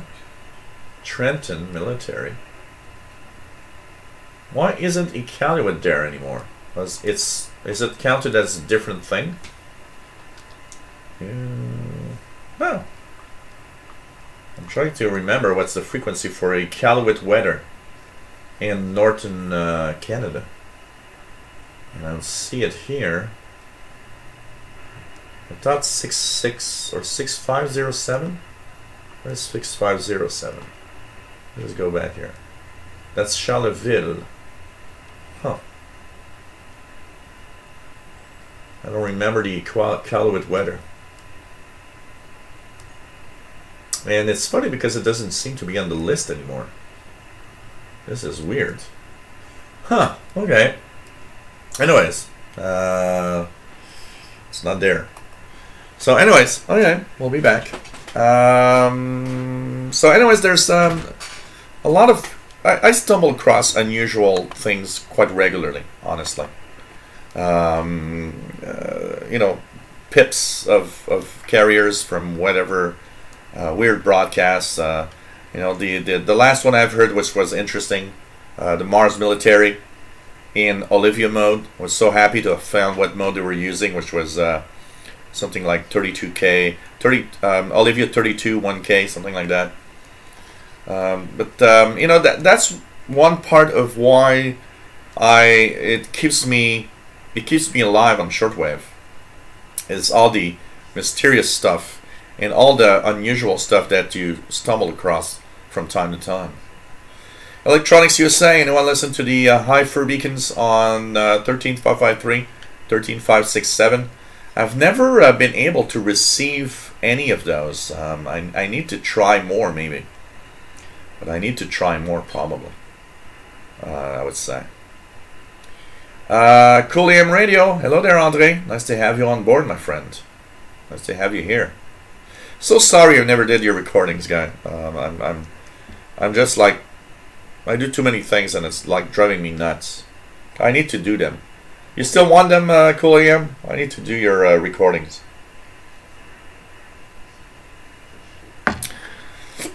Cool AM is receiving, Bobby Burgess says 7780 is really weak tonight. Let me try it. Out of curiosity. It's always weak here. And it's there, but it's the usual weakness I get all the time. Cool AM is receiving 6375 AM, Harmony, Ireland. So, of course, Cool AM is in Europe. So, Pirate Station, 6375. Kind of interesting. Southern Illinois says, don't go to the park at night. Well, here, you know what? In Montreal, it's actually very safe. I could probably sit down in a park at 1 AM with a portable shortwave radio, and the only people that are going to probably be annoying me is the cops, because parks are closed in Montreal from midnight to 6 AM. It's a rule. And so they can give you I think it's a $75 fine for being in a park after midnight. But apart from that, I can tell you one thing. From the number of times I crossed parks, drunk or whatever through the years, Montreal is an extremely safe place. And I would not be scared to go in a park at midnight with a radio. Honestly, at all. Not in Montreal. You know, you gotta think about the fact that Montreal has how many murders last year in Montreal? I think in the whole year was like 30, 35 in the whole year. And of those 35, 90% of them are related to gangs or whatever, you know, something that you know the cops already knew something about. So Montreal's a very, very safe city. It's amazing. Amazing. Coolingham says, scary, the ghost of Shortwave. Yeah, the ghost of Shortwave. I wouldn't mind the ghost of Shortwave to come and haunt me back, I can tell you that. Ha! Started in Illinois says, Brother Stare is damn scary. Also, that other guy, Dr. Gene Scott, that moans and groans is very strange. I like the moaning sessions, I can tell you that. Yeah, 6507 MDK2. Okay, thanks for the frequency, by the way. But I think it was supposed to be on at this time. I don't hear anything. I believe it was like 22:30. No, 9625, Dave Toth. 9625 was the old CBC Northern Service frequency. I do remember. I listened to that often because it was making it pretty much all day here in Montreal. So 9625 was the old CBC Northern Service frequency. Shitty Pyro 90, hello there. Nice to have you on board. No, he's not in jail. He's out right now. He's out on bail. And it's kind of crazy. Kind of crazy.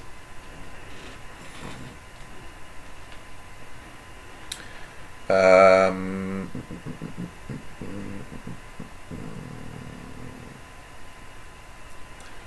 7780 is voice of the report of the week via WRMI. It was nice to see the guy that makes voice of the report of the week be on this live show a couple of weeks back.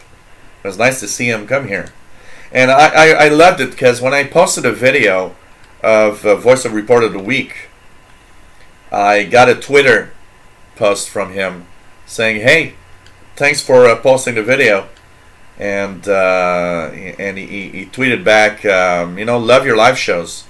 Thanks for all you do. It's like, wow, this is cool. The guy behind voice of the report of the week is yeah,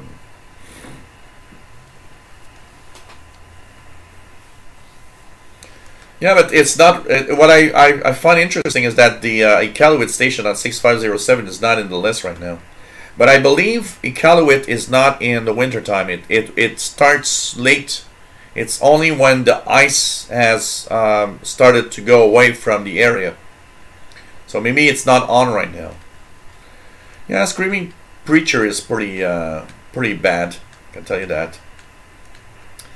Scott Collier, nice to have you on board. You missed quite a lot of things about shortwave and propagation.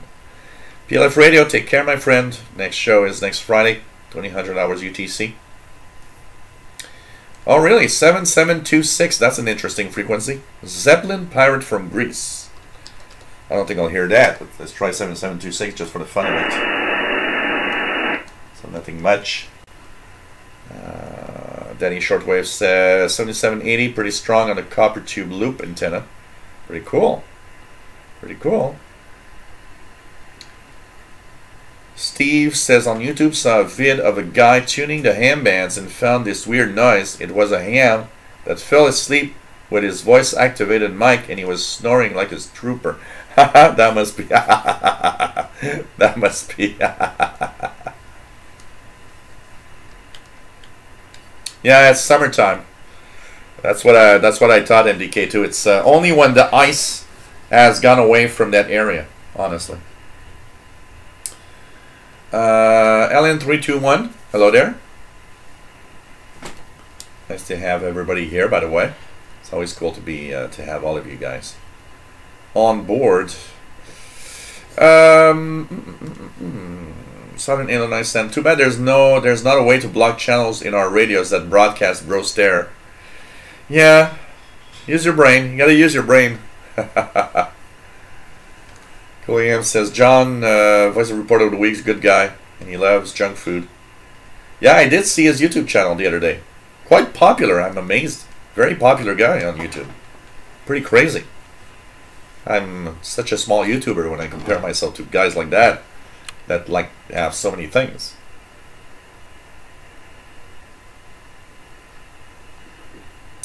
Crazy.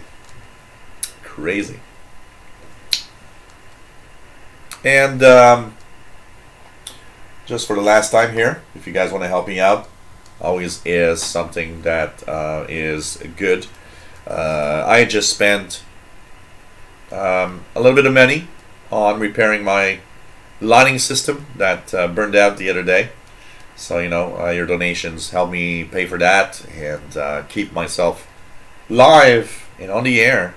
So if you enjoy what I do, if you enjoyed my lectures on propagation and the learning that comes with this, please consider a donation. PayPal.me/shortwave. Yahoo email. If you are on PayPal and it doesn't work, just send it to the Yahoo email here. It's the same thing. You know, I always say it because it's very true. In 2017, the AdSense monetization was so low that without your donations, I would not have gone through.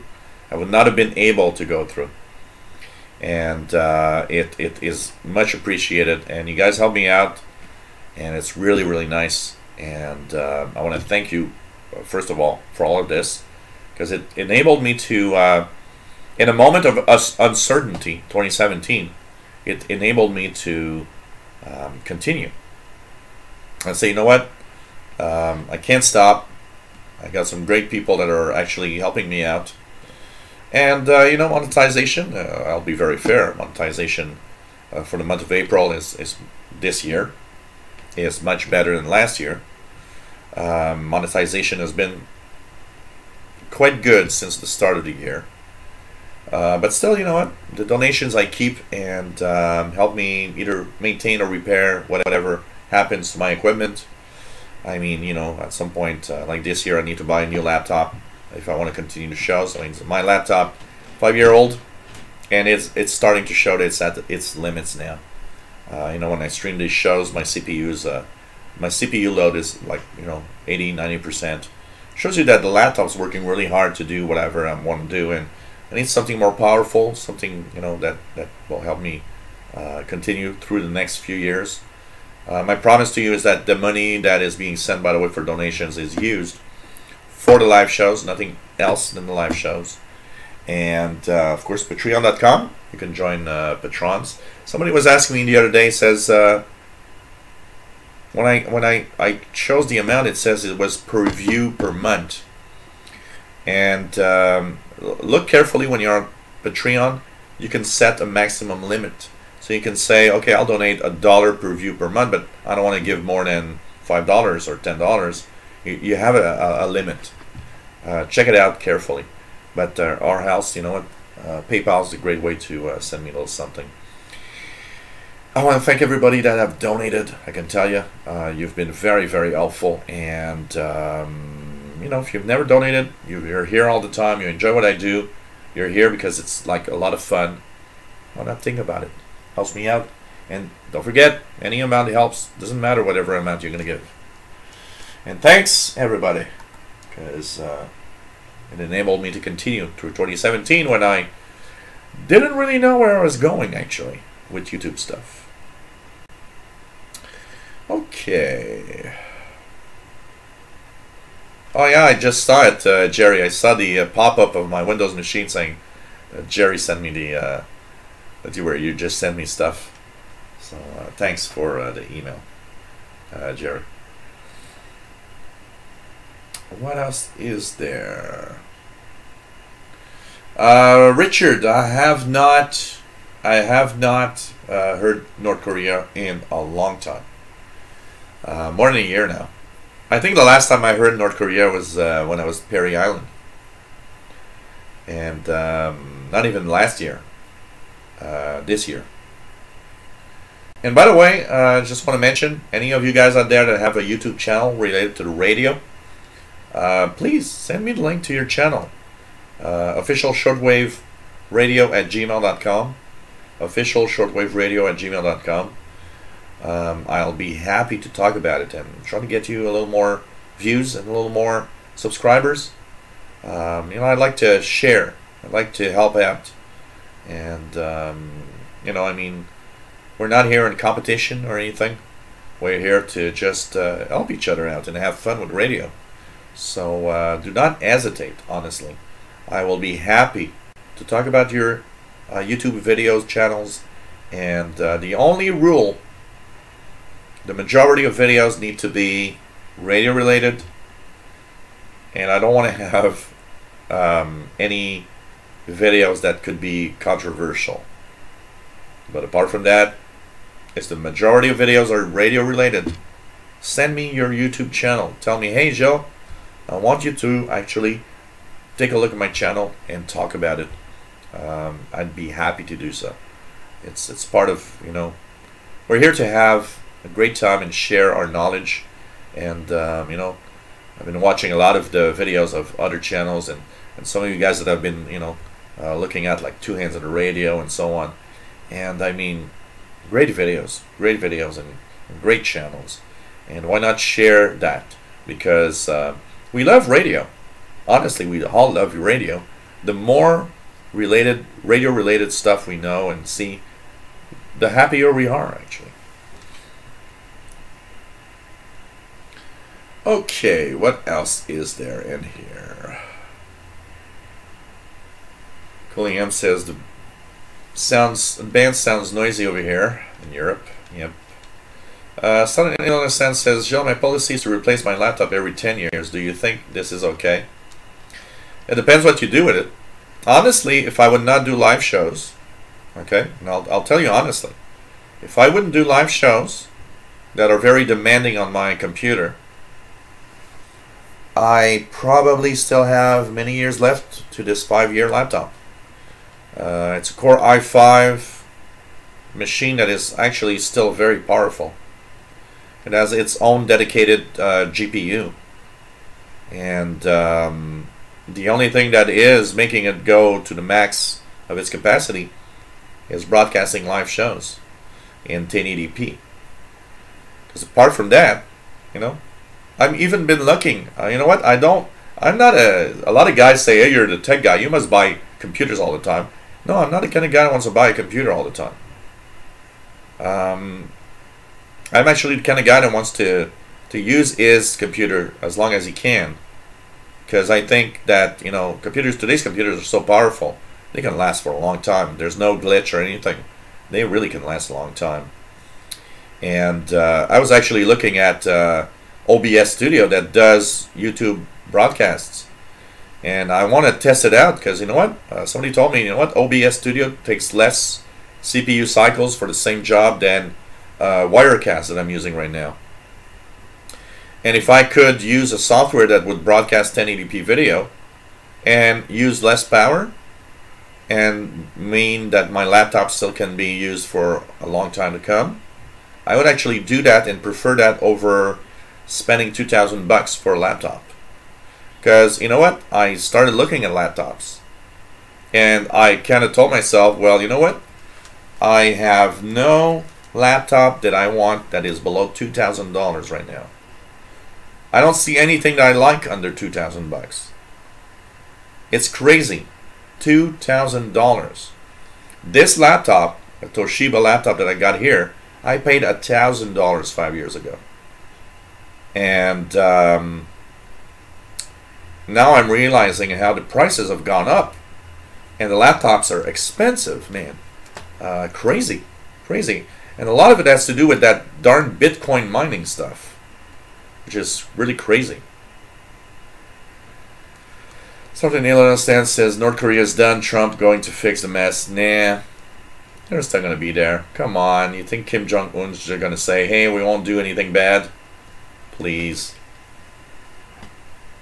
The only way that they're going to stop this is if Trump promised billions of dollars in help.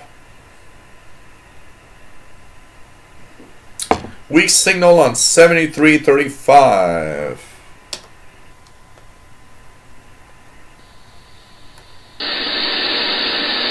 Yes, there is something weak on 73.35 here too. Yeah, political thoughts are not what we're not talking about politics here. Absolutely.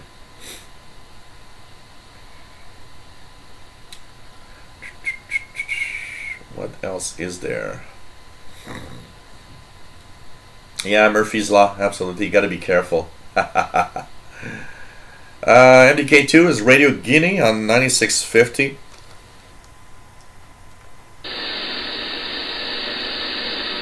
I hear something weak, but not much.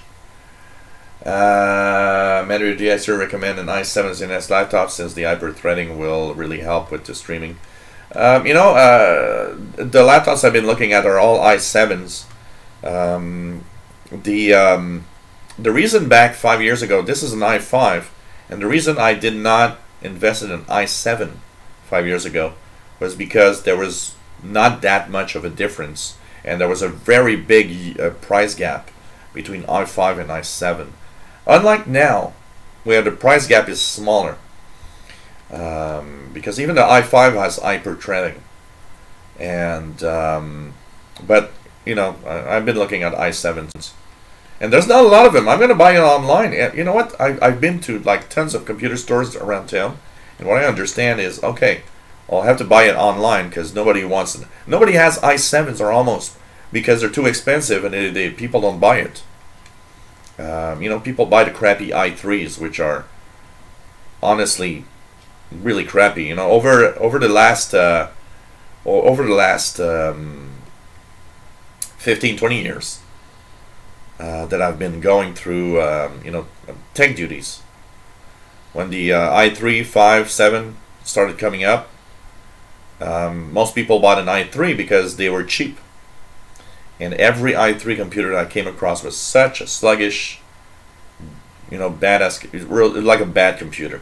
It's like, I would go on and say, it's like, oh, your new computer. And it's funny because my laptop was, in some cases, 2-3 years old, and it was 100 times faster than their i3 thing. And I always found i3 computers really, really, really sluggish in general. CRI 7210, not super strong, but it's there. It's there here. In Spanish, Channel Radio International. Extending the Xer 11760, which is Radio Havana, Cuba, I believe. Check it out.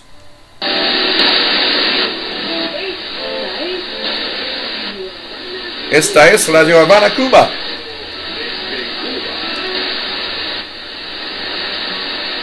11880, I believe, is Cuba also. Danny Shortwave 9650 is S5. Oh, really? 12,000. What's on 12,000? Oh, it's Cuba. Wow, Cuba's on 12,000 now.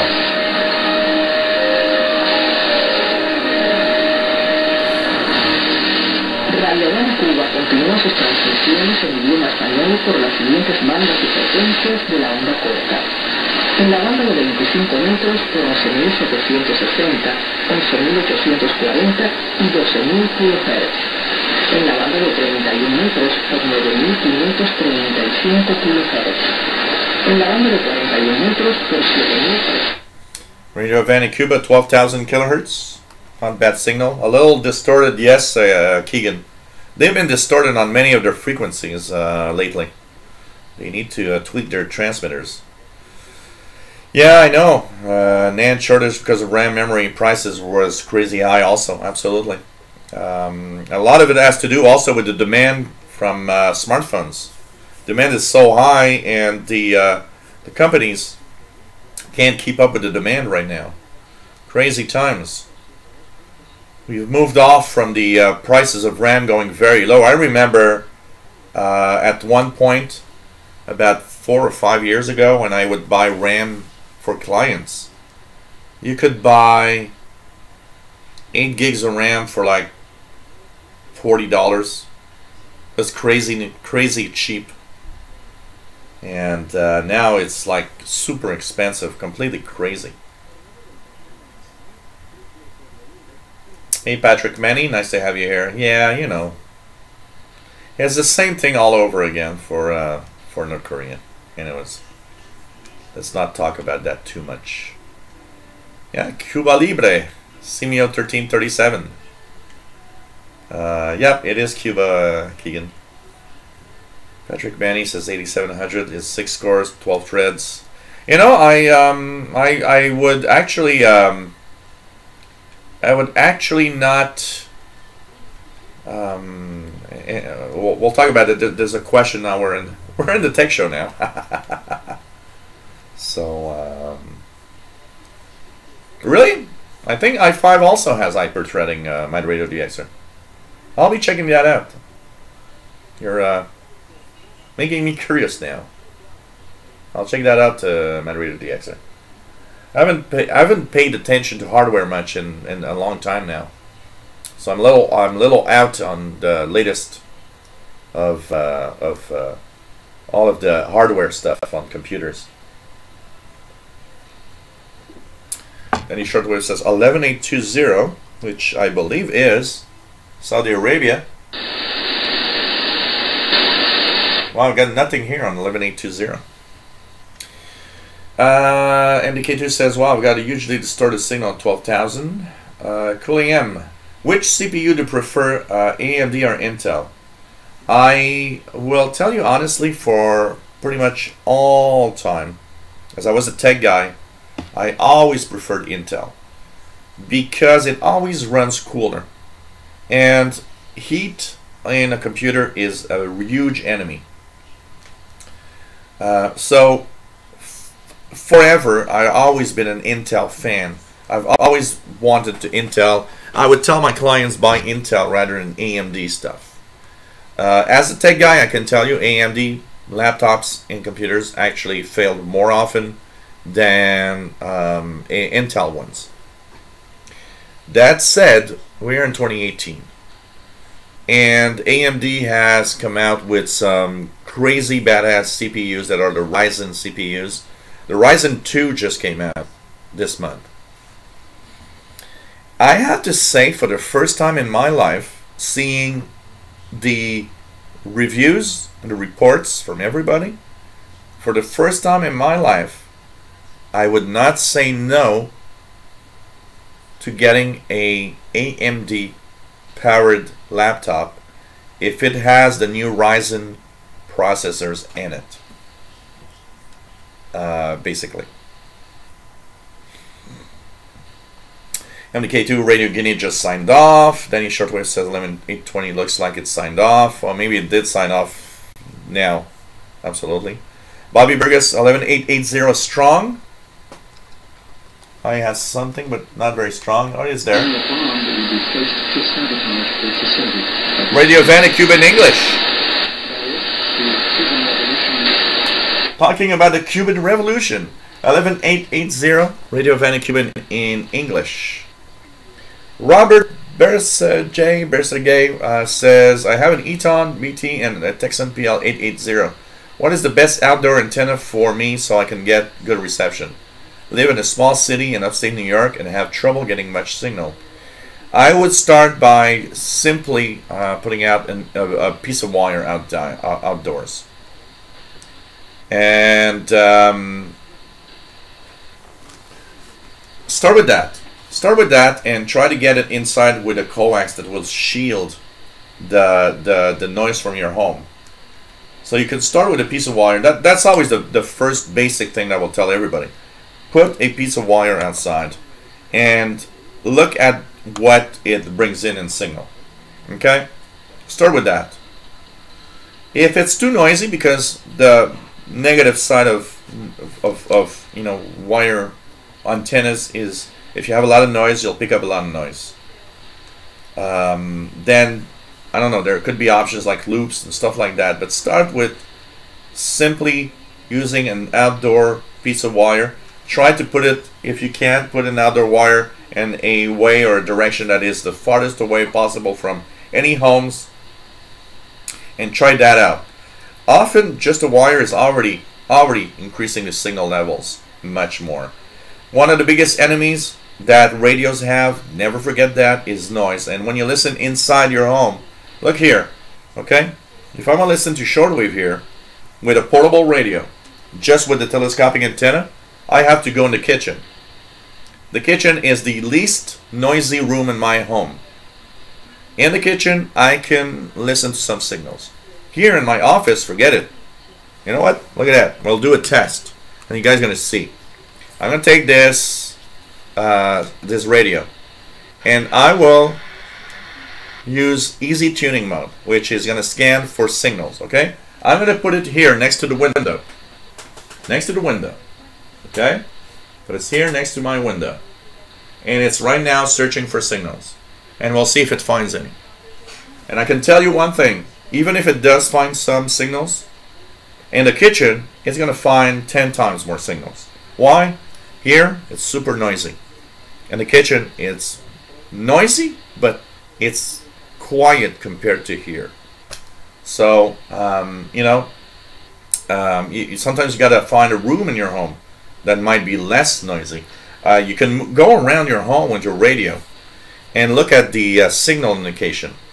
If there's no signal, but there's it shows that there's a strong signal, meaning the noise is heavier. You know that there are rooms that you might not want to listen to. You know, it's sad because one of the things I was always thinking when I was young is, when I was young I could do that. I could sit down in my living room with a portable radio and listen to almost any signal I wanted, because noise levels were so low in the 80s. Today, I'd like to sit down in my living room and listen to some shortwave stations. I can't do that. I gotta sit down in the kitchen if I want to listen to something, unless I use these big gun radios with my outdoor antenna, and even that is getting difficult right now. But start by any piece of wire, and just try with any piece of wire outdoors. Start with that, and it could be very surprising what you'll get. Okay? Mandrill DXer says the new Horizons 2600s and 2700 are now much closer in Intel performance and cooling. Very impressed with the benchmarks. Yeah, that's why for the first time, I might actually consider a Ryzen processor in a laptop. Danny Shortwave says, my boiler in the basement is the best listening spot indoors here in my home for my portable radios. I've done my best AM DXing there. There's always, a boiler room. There's always a place, in my kitchen, it's the best for me. Even in a bedroom, even though it's maybe better in my office, it's still not good enough. So right now, it's found 4 signals. That's going to be interesting to see what it found. Let's hope that one of these signals is not noise. Hey, you're listening to the Shortwave Show, guys. I hope you're enjoying the show. We've been on now for 3 hours and 7 minutes. For those of you that listen to the CKUT International Radio Report, CKUT 90.3 FM here in Montreal, well, I'll be on the show tomorrow, so hope you guys enjoy that. CKUT 90.3 FM. It's streamed on the web at ckut.ca, and you can listen to the archive about 24 hours later. So if you guys want to hear me on that show in the Montreal area, it's kind of cool. Okay, let's see what our GP5 found with telescopic in my office. I'm curious to see what it found. It's almost over now. Here we go. There we go. So it found 6115 WWCR. 9505. A noise on 15435. Another noise on 18915. And a noise on 19100. So in reality, 2 stations.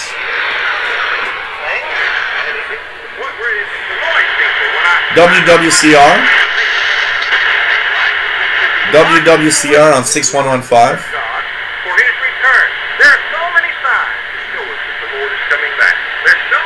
So many signs, yeah. And 9505 with music. This one is hugely strong.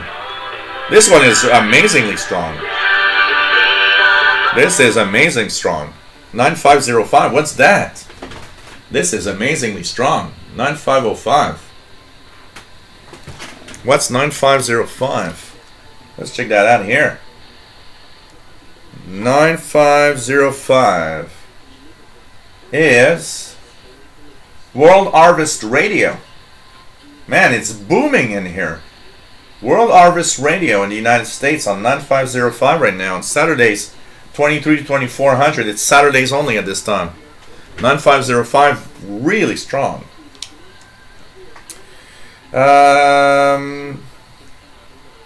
Richard Cook's got 9505, very strong also. It's pretty amazing. And let's see 7780 if I can. Secondly, and this is just what you have to do, open up the and go directly to this. That sounds like Voice of the Report of the Week. I'm pretty sure 7780 is Voice of the Report of the Week. Hey Thomas Taylor, nice to have you on board. Bobby Burgess says 9505, very strong also there.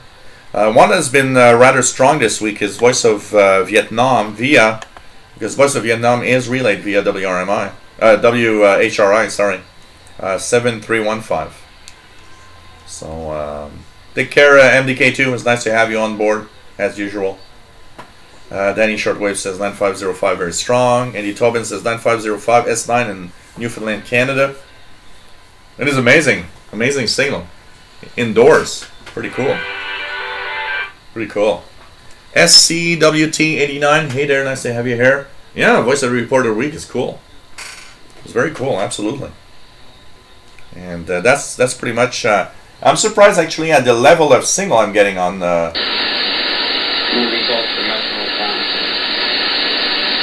And in about the last 3 months, I got around 100 different reports from people who got radio at my recommendation, which therefore adds more realistically with the correlation between the 750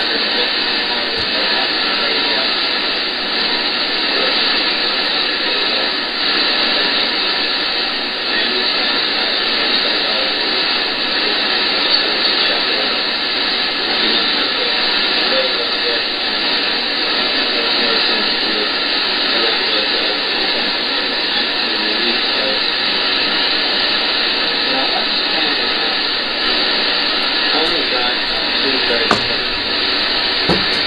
I rarely can listen to 7780 in general. Is it also on 5850? No. 5850 is probably my best frequency for WRMI in the past few weeks. 5850 usually comes in really well. Signal on 7570, Keegan says.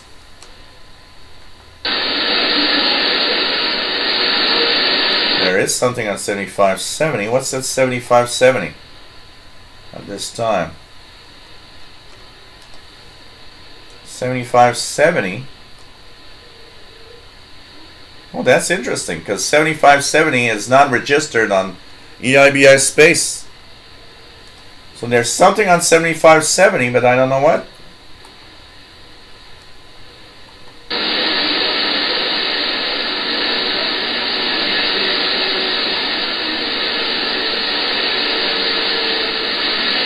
Sounds like a Brother Stair moaning session on 7570. Sounds like a Brother Stair moaning session, 7570 right now. David says, what's the report of week 7780? Peaking S9 plus 10, but noisier. So pretty good though. Cool. Cool. Yeah, it's the Brother Stair moaning. So I would guess, if I have to guess 7570, I'd guess it's WRMI that has one of the new frequencies of 7570. Because it's not written in the EIBI space schedules. Richard Cook says he receives Vietnam on their transmitter 7280. Yeah. I don't get it direct. I usually get the relay from WHRI. Steve P in Australia is receiving WHRI on 59505. Wow. It's making all the way around the world. So 7570, I would guess that's WRMI. My guess, because it's not written in any schedules, but my guess it's WRMI in Florida. And the moaning sessions, talking about scary moments on shortwave, scary things. You know, imagine you're in a dark room and you hear the moaning like that. You really think you're in a zombie movie or something. You know, I don't know. I'm pretty sure I would be in a zombie movie with something like that.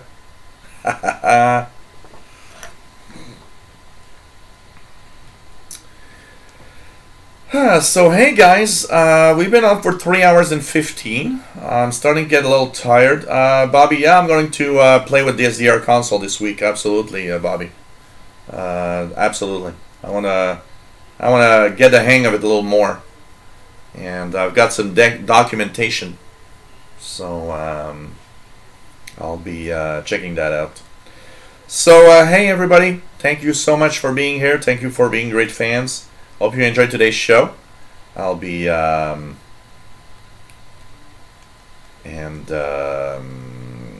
want to oh, Madrid the Xer. Interesting. Because I'm pretty sure I've seen i5s with hyperthreading, but I don't know, maybe I'm wrong. Yeah, Mighty KBC tonight for those that want to listen. I believe they're on what, 5960 kilohertz? And Patrick Manny says SDR dongle I got only picks up FM stations. You got to tweak it a little more and maybe have a better antenna, Patrick. You should get some. You should get more than just FM stations.